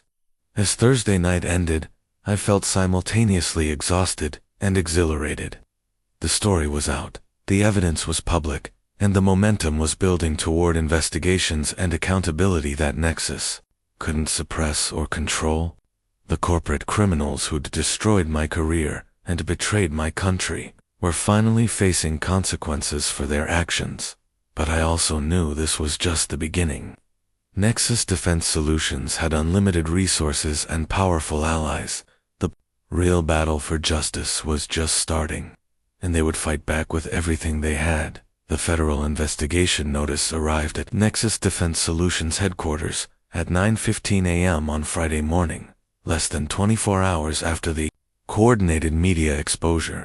FBI agents accompanied by investigators from the Defense Criminal Investigative Service and the Treasury Department's Financial Crimes Enforcement Network served simultaneous search warrants at the company's Arlington offices, Janet Morrison's residence, and the personal offices of 12 other executives.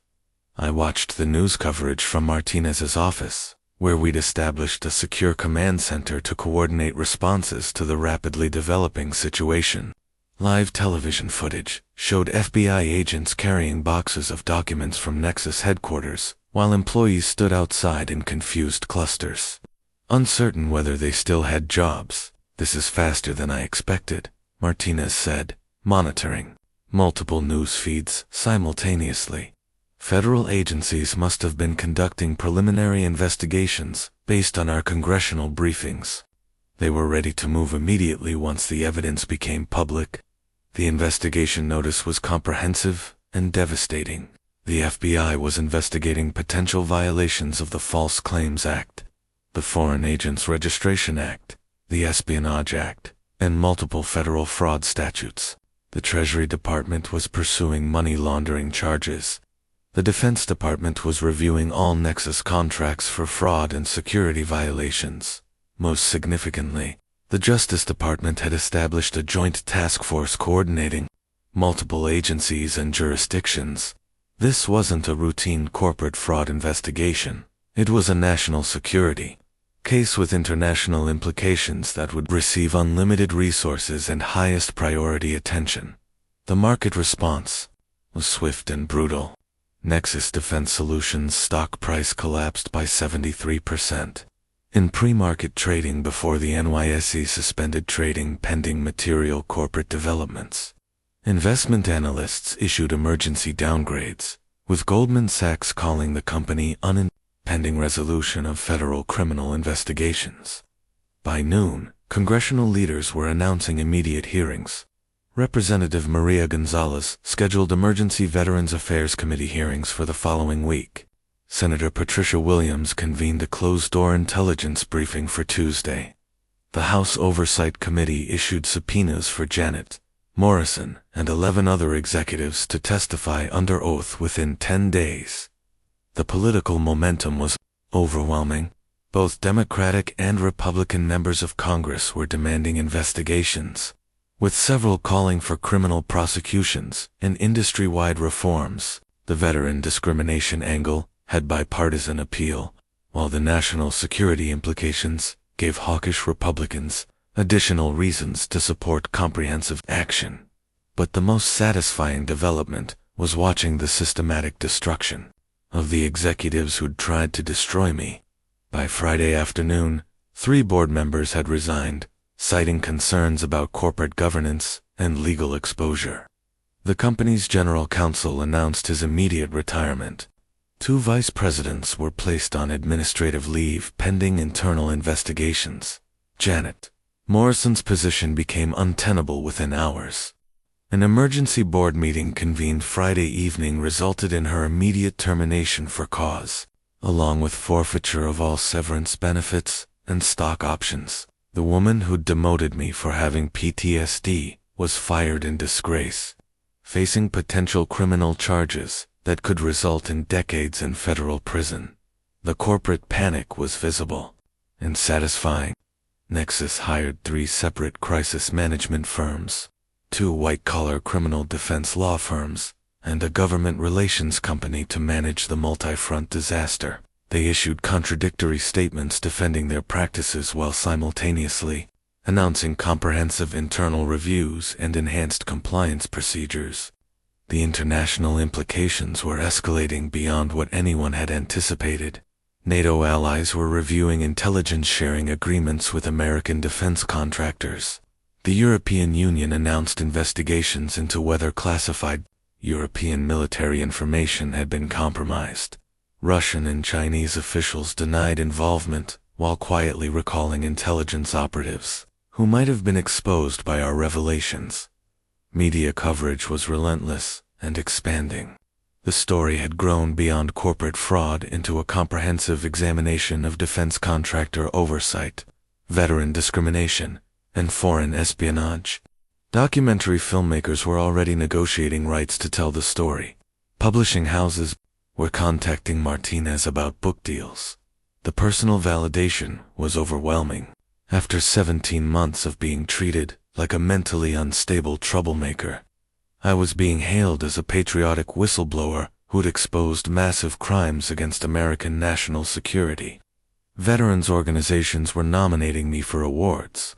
Military publications were featuring my story as an example of continued service after uniform, but the personal attacks were also intensifying.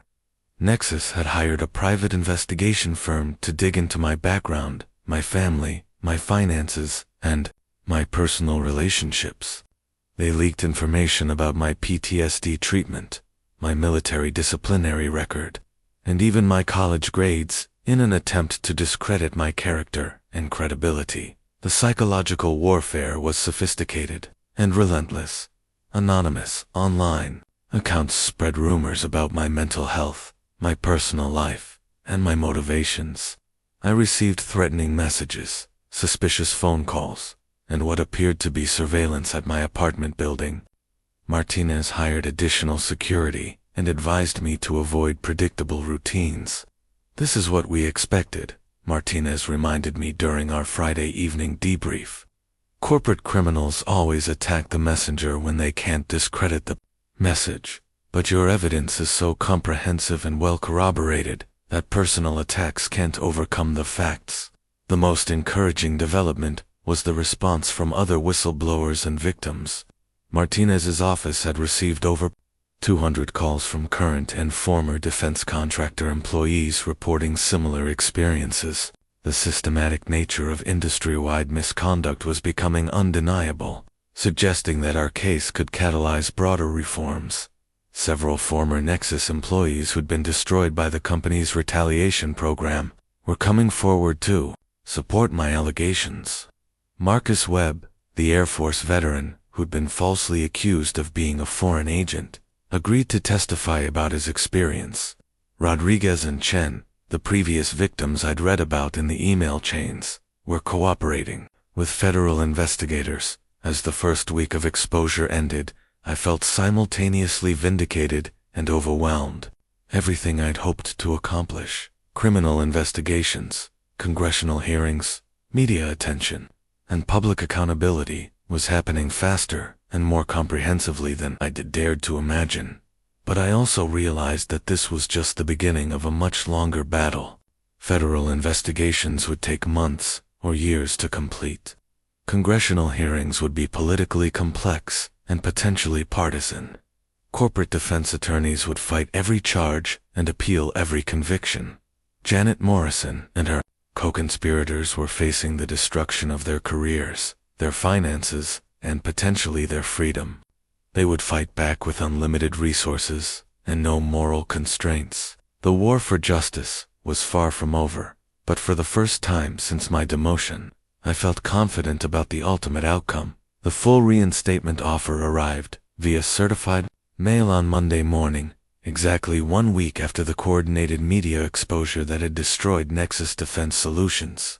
The enhanced compensation package was desperate and comprehensive. Full back pay with interest, immediate restoration to my previous position, formal apology, $500,000 in punitive damages, and guaranteed employment protection for 5 years. I was sitting in Martinez's office when she opened the envelope, both of us laughing at the absurdity of Nexus offering me my job back after spending a week claiming I was a mentally unstable criminal who'd stolen classified information.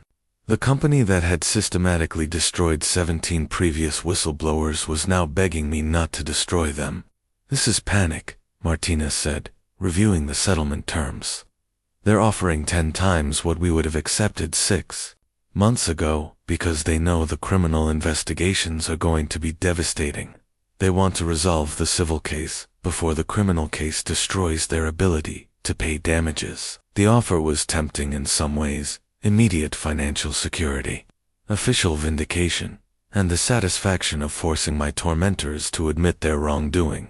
But accepting would also mean returning to work for criminals who'd betrayed my country and tried to destroy my life. It would mean keeping quiet about crimes that were still endangering American soldiers. "I don't want their money," I told Martinez. "I want justice. And I want to make sure this never happens to another veteran." The public support was overwhelming and deeply personal. Veterans organizations across the country had endorsed my actions and nominated me for multiple awards recognizing courage and service. Vietnam, Iraq, and Afghanistan, Veterans of America, and the American Legion all issued statements supporting my case and calling for industry-wide reforms. The most meaningful recognition came from active-duty military personnel who reached out through secure channels to thank me for protecting operational security. A Navy intelligence officer sent an encrypted message explaining that the information Nexus had sold to foreign adversaries had directly compromised missions he'd been involved in overseas. An Army captain told me that my actions had potentially saved American lives by exposing the intelligence leaks. PTSD advocacy organizations rallied around my story as an example of how service-connected disabilities were being weaponized against veterans in civilian employment. The National Center for PTSD issued a comprehensive statement about workplace discrimination, using my case to highlight systematic problems throughout the defense contracting industry. Adam Stanford's courage in coming forward, despite systematic discrimination, demonstrates that PTSD is not a liability. It's evidence of service and sacrifice that should be honored, not punished, the statement read. His actions prove that veterans with invisible wounds can still serve their country with distinction. The media attention was transformative. Instead of being portrayed as a damaged veteran with credibility problems, I was being featured as a patriotic whistleblower who'd risked everything to protect national security. The narrative had completely reversed. I was the hero, and Janet Morrison was the villain. 60 Minutes aired their full investigation on Sunday night, featuring my complete interview alongside dramatic footage of FBI raids and congressional hearings. The segment reached 12.3 million viewers and generated thousands of social media messages supporting my actions. Seeing my story told with professional production values and national reach was real and validating. Personal messages from strangers were the most touching responses. A Gold Star mother whose son had been killed in Afghanistan wrote to thank me for protecting other soldiers by exposing the intelligence leaks. A veteran with PTSD from Vietnam told me that my courage had inspired him to seek treatment he'd been avoiding for decades. A military spouse explained that my story had helped her understand her husband's invisible wounds, but the corporate retaliation was also escalating in dangerous ways. Private investigators hired by Nexus were following me, photographing my activities, and attempting to interview my neighbors, friends, and family members. My apartment building received anonymous reports about suspicious activity that resulted in police visits and harassment. The psychological warfare was sophisticated and relentless. Someone leaked my complete military medical records to conservative media outlets, which published detailed descriptions of my PTSD symptoms and treatment history. Anonymous online accounts spread false rumors about my personal life, my finances, and my relationships with family and friends. This is what corporate criminals do when they can't attack the evidence, Martinez explained. They try to destroy the messenger through character assassination and intimidation. But it's actually working in our favor. Their desperate attacks are generating sympathy and proving that you're a threat to their criminal enterprise. The most encouraging development was hearing from the 17 previous victims of Nexus's retaliation program. Marcus Webb, the Air Force veteran who'd been falsely accused of espionage, called to thank me for vindicating his allegations and exposing the systematic nature of the company's criminal activities. I spent 3 years thinking I was crazy, Webb told me during our phone conversation. Everyone told me I was paranoid, that I was making up conspiracy theories, that my allegations were the result of mental health issues. Now the whole world knows I was telling the truth. Rodriguez and Chen, the other veterans whose destruction I'd read about in the email chains, were cooperating with federal investigators and planned to testify at congressional hearings. Their experiences corroborated every aspect of my allegations about systematic whistleblower retaliation and demonstrated that the criminal enterprise had been operating for years. The financial vindication was also significant. Martinez estimated that my eventual settlement or jury award could exceed $25 million based on the false claims, act provisions, and punitive damages for civil rights violations. More importantly, the publicity had generated job offers from ethical defense contractors and cybersecurity firms that valued my expertise and integrity. You'll never have to worry about employment again, Martinez said. Every company in America now knows that you're willing to risk everything to do the right thing. That's exactly the kind of employee ethical organizations want to hire. The congressional testimony scheduled for the following week would be the culmination of months of investigation and preparation. I would have the opportunity to tell my story, under oath, on national television, to the elected representatives of the American people. The platform would allow me to explain not just what happened to me, but why it mattered for national security and veteran rights.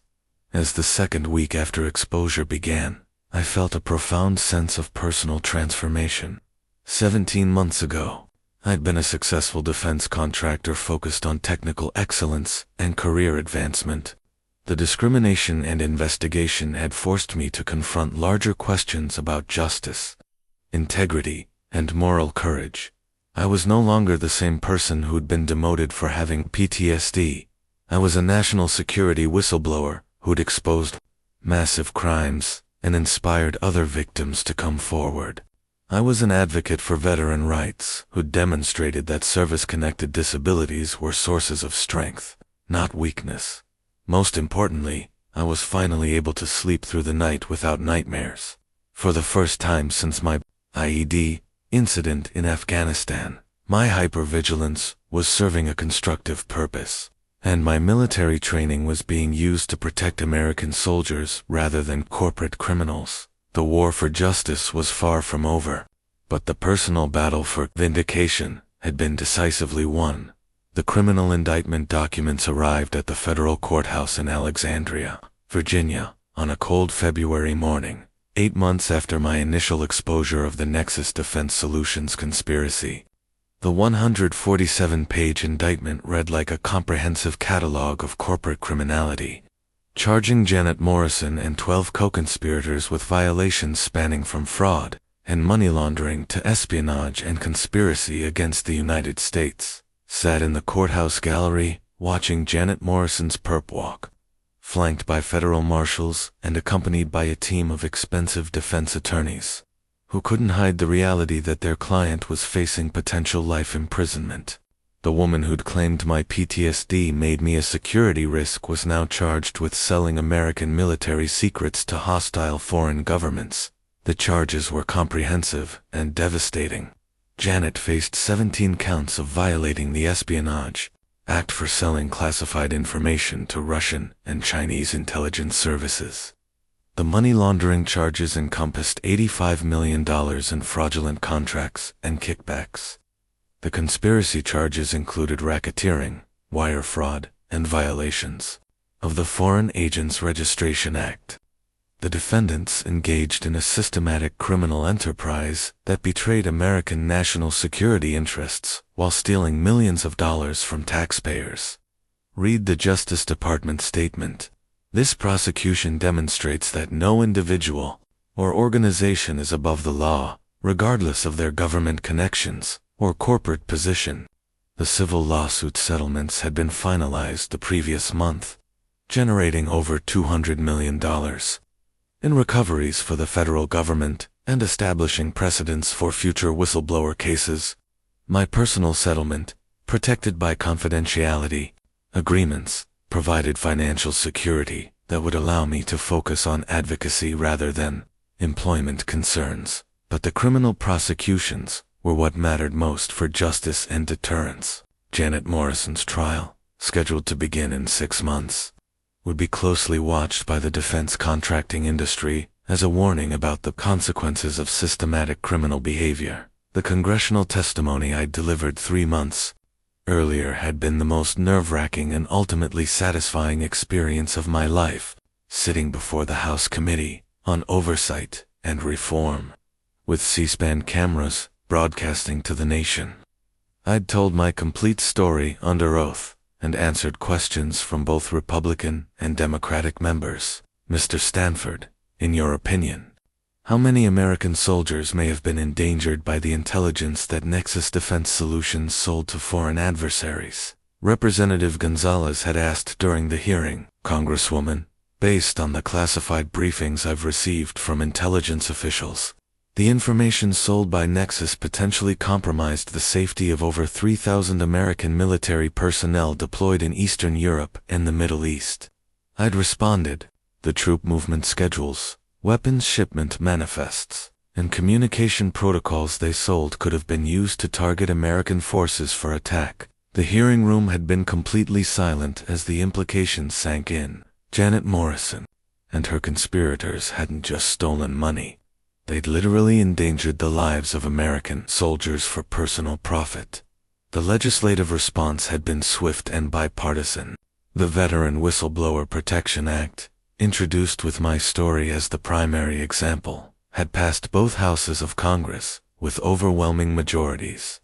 The bill strengthened legal protections for veterans reporting misconduct by government contractors and established new oversight mechanisms for companies with security clearances.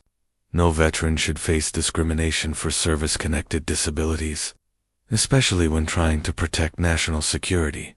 Senator Williams had said during the bill's signing ceremony, Adam Stanford's courage has not only exposed massive crimes but inspired comprehensive reforms that will protect future whistleblowers.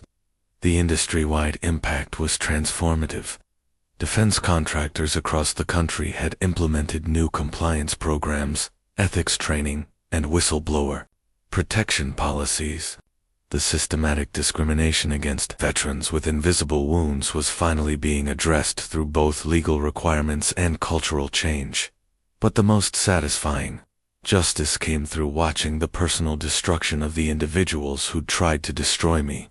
Janet Morrison's conviction on all counts resulted in a 25-year federal prison sentence, forfeiture of all assets, and lifetime ban from government contracting. Her co-conspirators received sentences ranging from 8 to 18 years, with similar financial penalties and industry bans.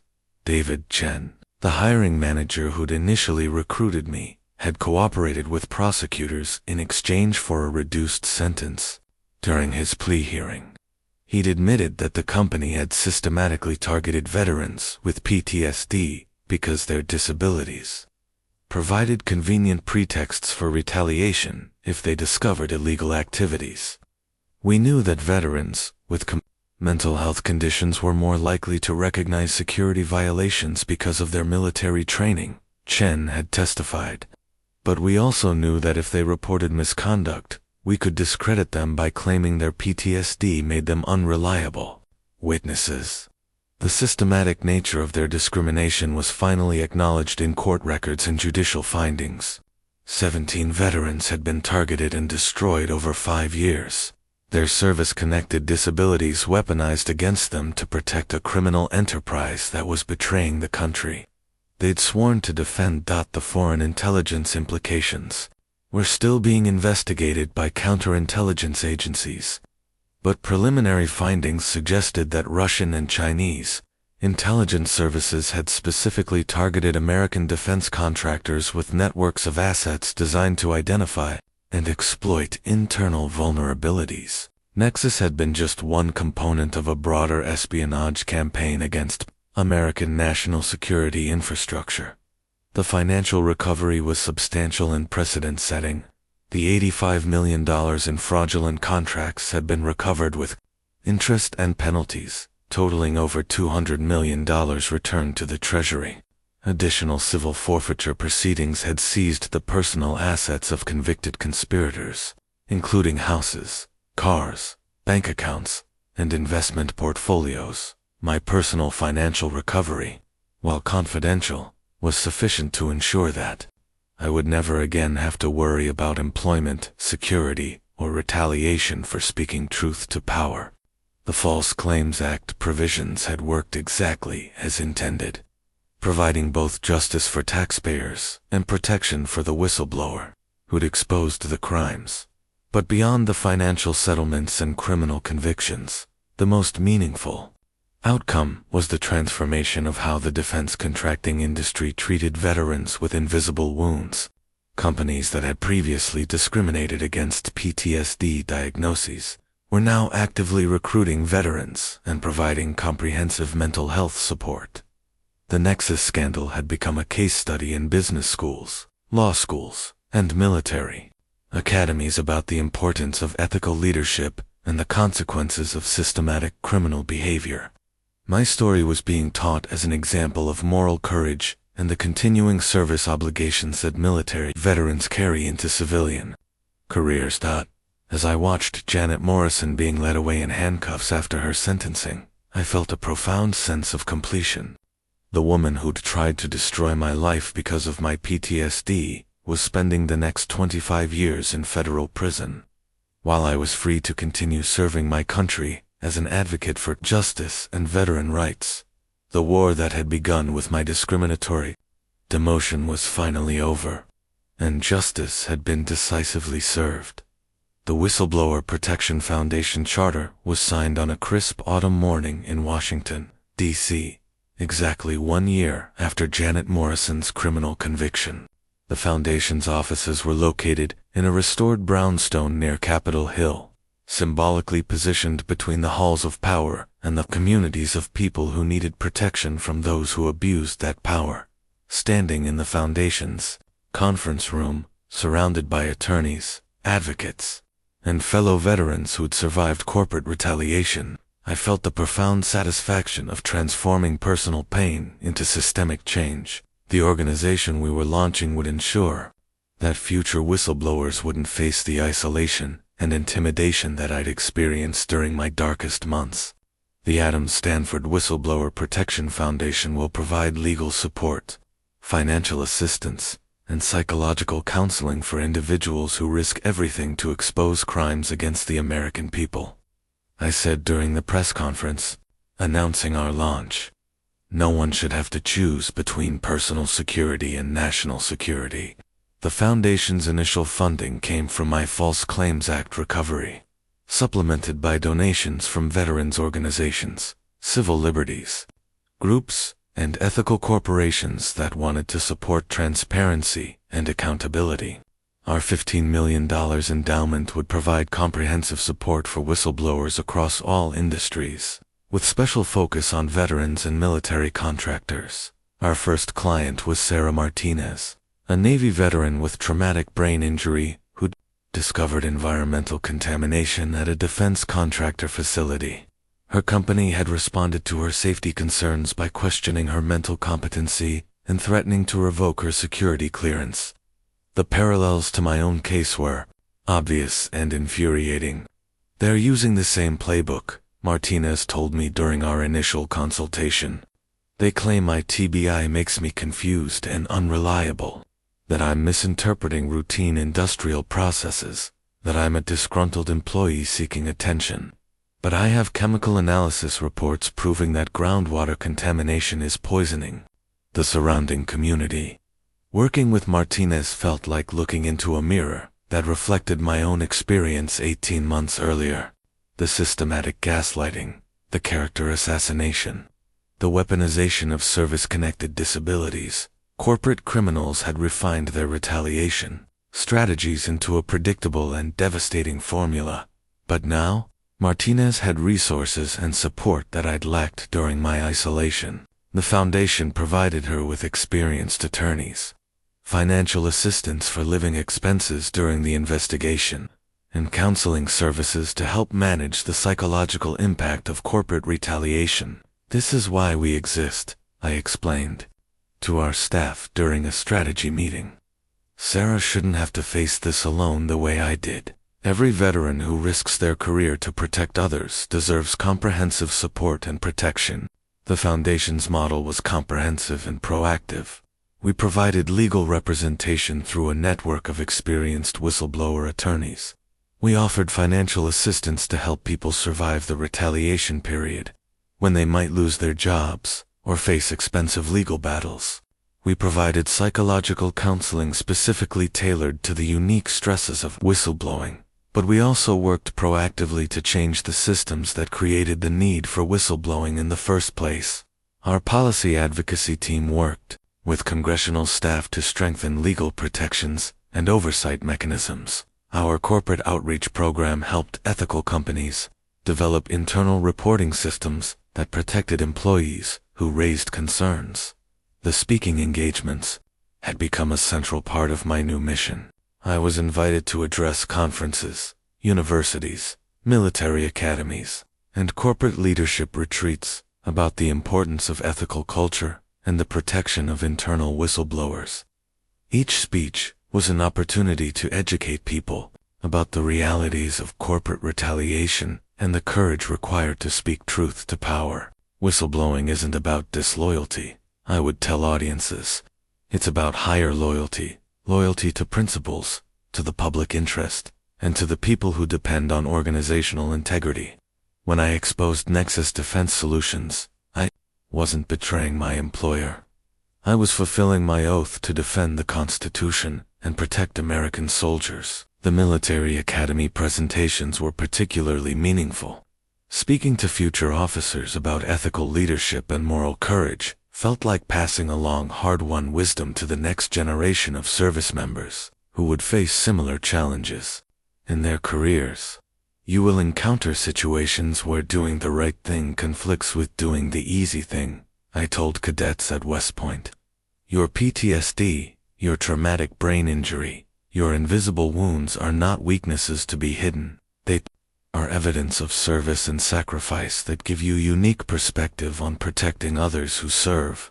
The cybersecurity consulting work provided professional fulfillment while generating additional funding for the foundation. Companies that valued ethical behavior were eager to hire someone with my expertise and proven integrity. The irony wasn't lost on me that my whistleblowing had made me more valuable in the marketplace rather than less. But the most rewarding aspect of my new purpose was mentoring other veterans who were struggling with similar challenges. Marcus Webb, the Air Force veteran who'd been falsely accused of espionage by Nexus, had joined our staff as a client advocate. Rodriguez and Chen, the other veterans whose destruction I'd read about in those email chains, were now board members helping guide our strategic direction. We're building something that should have existed when we needed it, Webb told me during one of our planning meetings. Every veteran who faces retaliation for doing the right thing deserves the support network we're creating. The Foundation's first annual report documented our impact. 23 whistleblower cases supported, $47 million in fraudulent activities exposed, 8 pieces of corrective legislation influenced, and 156 veterans provided with counseling and support services. The numbers were meaningful, but the individual stories were what mattered most. We were changing lives, protecting communities, and strengthening the systems that held powerful interests accountable. My PTSD, the invisible wound that had been weaponized against me, was now channeled into protecting others who faced similar discrimination and retaliation. The personal healing that came through helping others was profound and unexpected. The hypervigilance that had tormented me in civilian life was now purposefully directed toward identifying threats to vulnerable whistleblowers. The sleepless nights were now spent writing policy briefs and strategic plans, rather than reliving traumatic memories. "You've transformed your wound into wisdom," my therapist observed during one of our sessions. "The same experiences that caused you pain are now being used to prevent pain for others." That's the definition of post-traumatic growth. As I stood in the Foundation's offices, looking at the wall of photographs showing the whistleblowers we'd supported and the victories we'd achieved, I realized that Janet Morrison's discrimination had ultimately led me to my true calling. Her attempt to destroy me because of my PTSD had resulted in an organization that would protect thousands of other veterans and whistleblowers. The Foundation was my continuing service to country, my way of ensuring that the oath I'd taken as a soldier remained active in civilian life. Every person we helped, every crime we exposed, every system we reformed was another victory in the ongoing battle for justice and accountability. My new purpose had emerged from the ashes of my old career, stronger and more meaningful than anything I could have imagined when I first walked into that Nexus Defense Solutions office 4 years ago. The congressional testimony transcript sits framed on my office wall, a permanent reminder of the moment when my personal struggle became a public, 'cause that changed how America treats its veterans. The final words I spoke to the House Committee on Oversight and Reform have been quoted in textbooks, cited in court cases, and referenced in legislation that continues to protect whistleblowers across the country. "Mr. Chairman, members of the committee," I had said that day, looking directly into the C-SPAN cameras, "I want to be clear about something that has been distorted throughout this investigation. My PTSD is not a liability. It is not a weakness. It is not a disqualification from service to my country. My PTSD is evidence that I have already served, that I have already sacrificed, and that I understand the true cost of protecting American lives and American interests."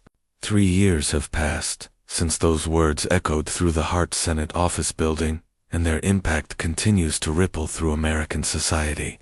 The systematic discrimination against veterans with invisible wounds has been transformed from an accepted practice into a federal crime with serious consequences for violators. The legislative legacy is comprehensive and lasting.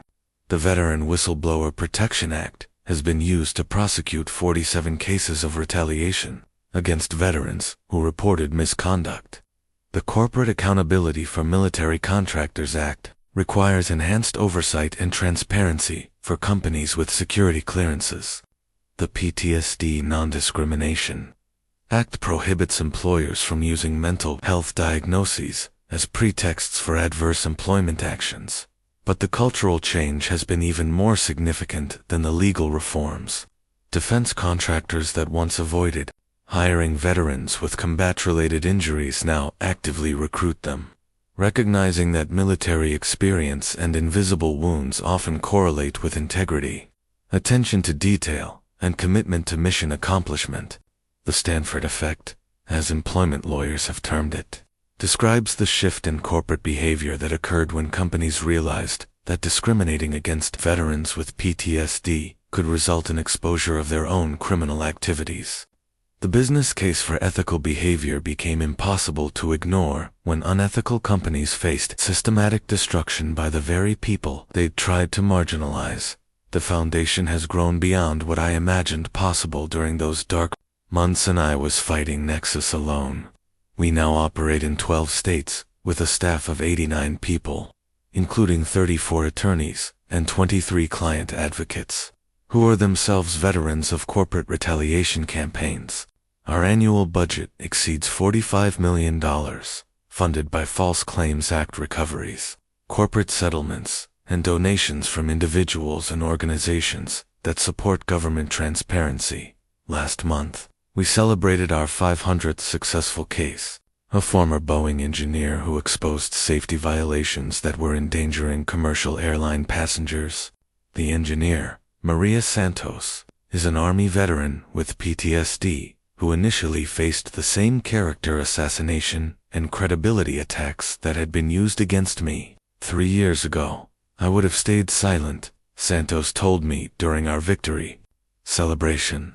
I would have assumed that no one would believe a damaged veteran over a major corporation.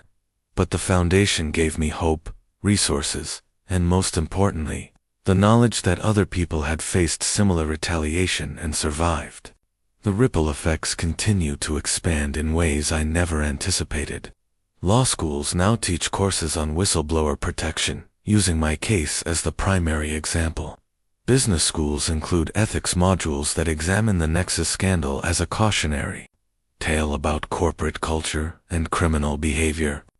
Military academies require officers to study the moral courage required to challenge illegal orders and unethical policies. The personal transformation has been as significant as the professional impact.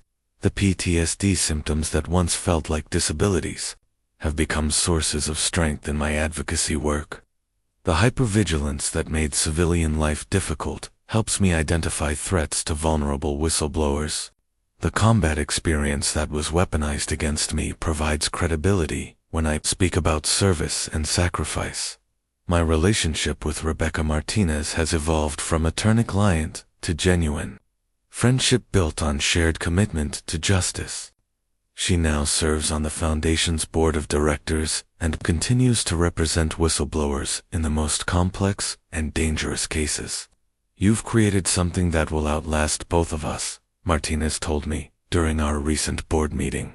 Every veteran who faces retaliation for doing the right thing will have resources and support that didn't exist before your courage changed the system. The speaking engagements have taken me across the country and around the world, sharing lessons about moral courage, ethical leadership, and the importance of protecting people who risk everything to expose wrongdoing.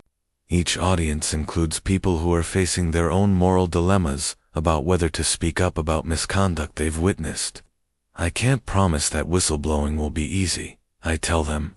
I can't guarantee that you won't face retaliation, character assassination, or professional consequences. But I can promise that staying silent when you have knowledge of crimes against the public interest will haunt you forever. And I can promise that if you have the courage to come forward, you won't face the consequences alone. The international recognition has been overwhelming and humbling. The European Union presented me with their Whistleblower Protection Award. The United Nations invited me to address their anti-corruption conference. Transparency International featured my story in their global report on corporate accountability. But the most meaningful recognition continues to come from veterans and their families who understand the unique challenges of invisible wounds and the importance of continuing service after uniform. The letters I receive from active duty military personnel thanking me for protecting operational security and saving lives remind me daily of why this work matters. Janet Morrison was released from federal prison last month after serving 3 years of her 25-year sentence. Granted early release for cooperation with ongoing investigations into defense contractor corruption. I bear her no personal animosity. She was a symptom of systemic problems rather than their cause. Her actions led to comprehensive reforms that have protected countless other veterans from similar discrimination. The Foundation's work continues to evolve and expand. We're developing international programs to support whistleblowers in other countries. We're creating educational curricula for high schools and colleges about civic responsibility and moral courage. We're researching new technologies that can help whistleblowers safely report misconduct while protecting their identities. As I write these final reflections, I'm preparing for another congressional hearing, this time as an expert witness on proposed legislation to strengthen corporate accountability in the defense sector. The committee room will be familiar, but my role will be different. No longer a vulnerable individual fighting for survival, but an established advocate fighting for systemic change. The journey from victim to victor has been longer and more complex than I imagined during those first dark months after my discriminatory demotion. But every step has been worthwhile, every battle has been meaningful, and every victory has protected others who face similar challenges. My PTSD will always be part of my story, but it no longer defines my limitations. It defines my strength, my perspective, and my commitment to ensuring that service-connected disabilities are honored rather than exploited. The invisible wounds that were weaponized against me have become the foundation for protecting others who carry similar scars from their service to country. The oath I took as a soldier to support and defend the Constitution against all enemies, foreign and domestic, remains active in my civilian life. Every whistleblower we protect, every crime we expose, every system we reform, is another fulfillment of that oath. This is my continuing service, my way of ensuring that the sacrifices made by all veterans, those with visible wounds and invisible wounds alike, are honored through meaningful protection for those who continue to serve the public interest long after leaving uniform. The battle for justice never ends, but neither does the courage of those willing to fight it.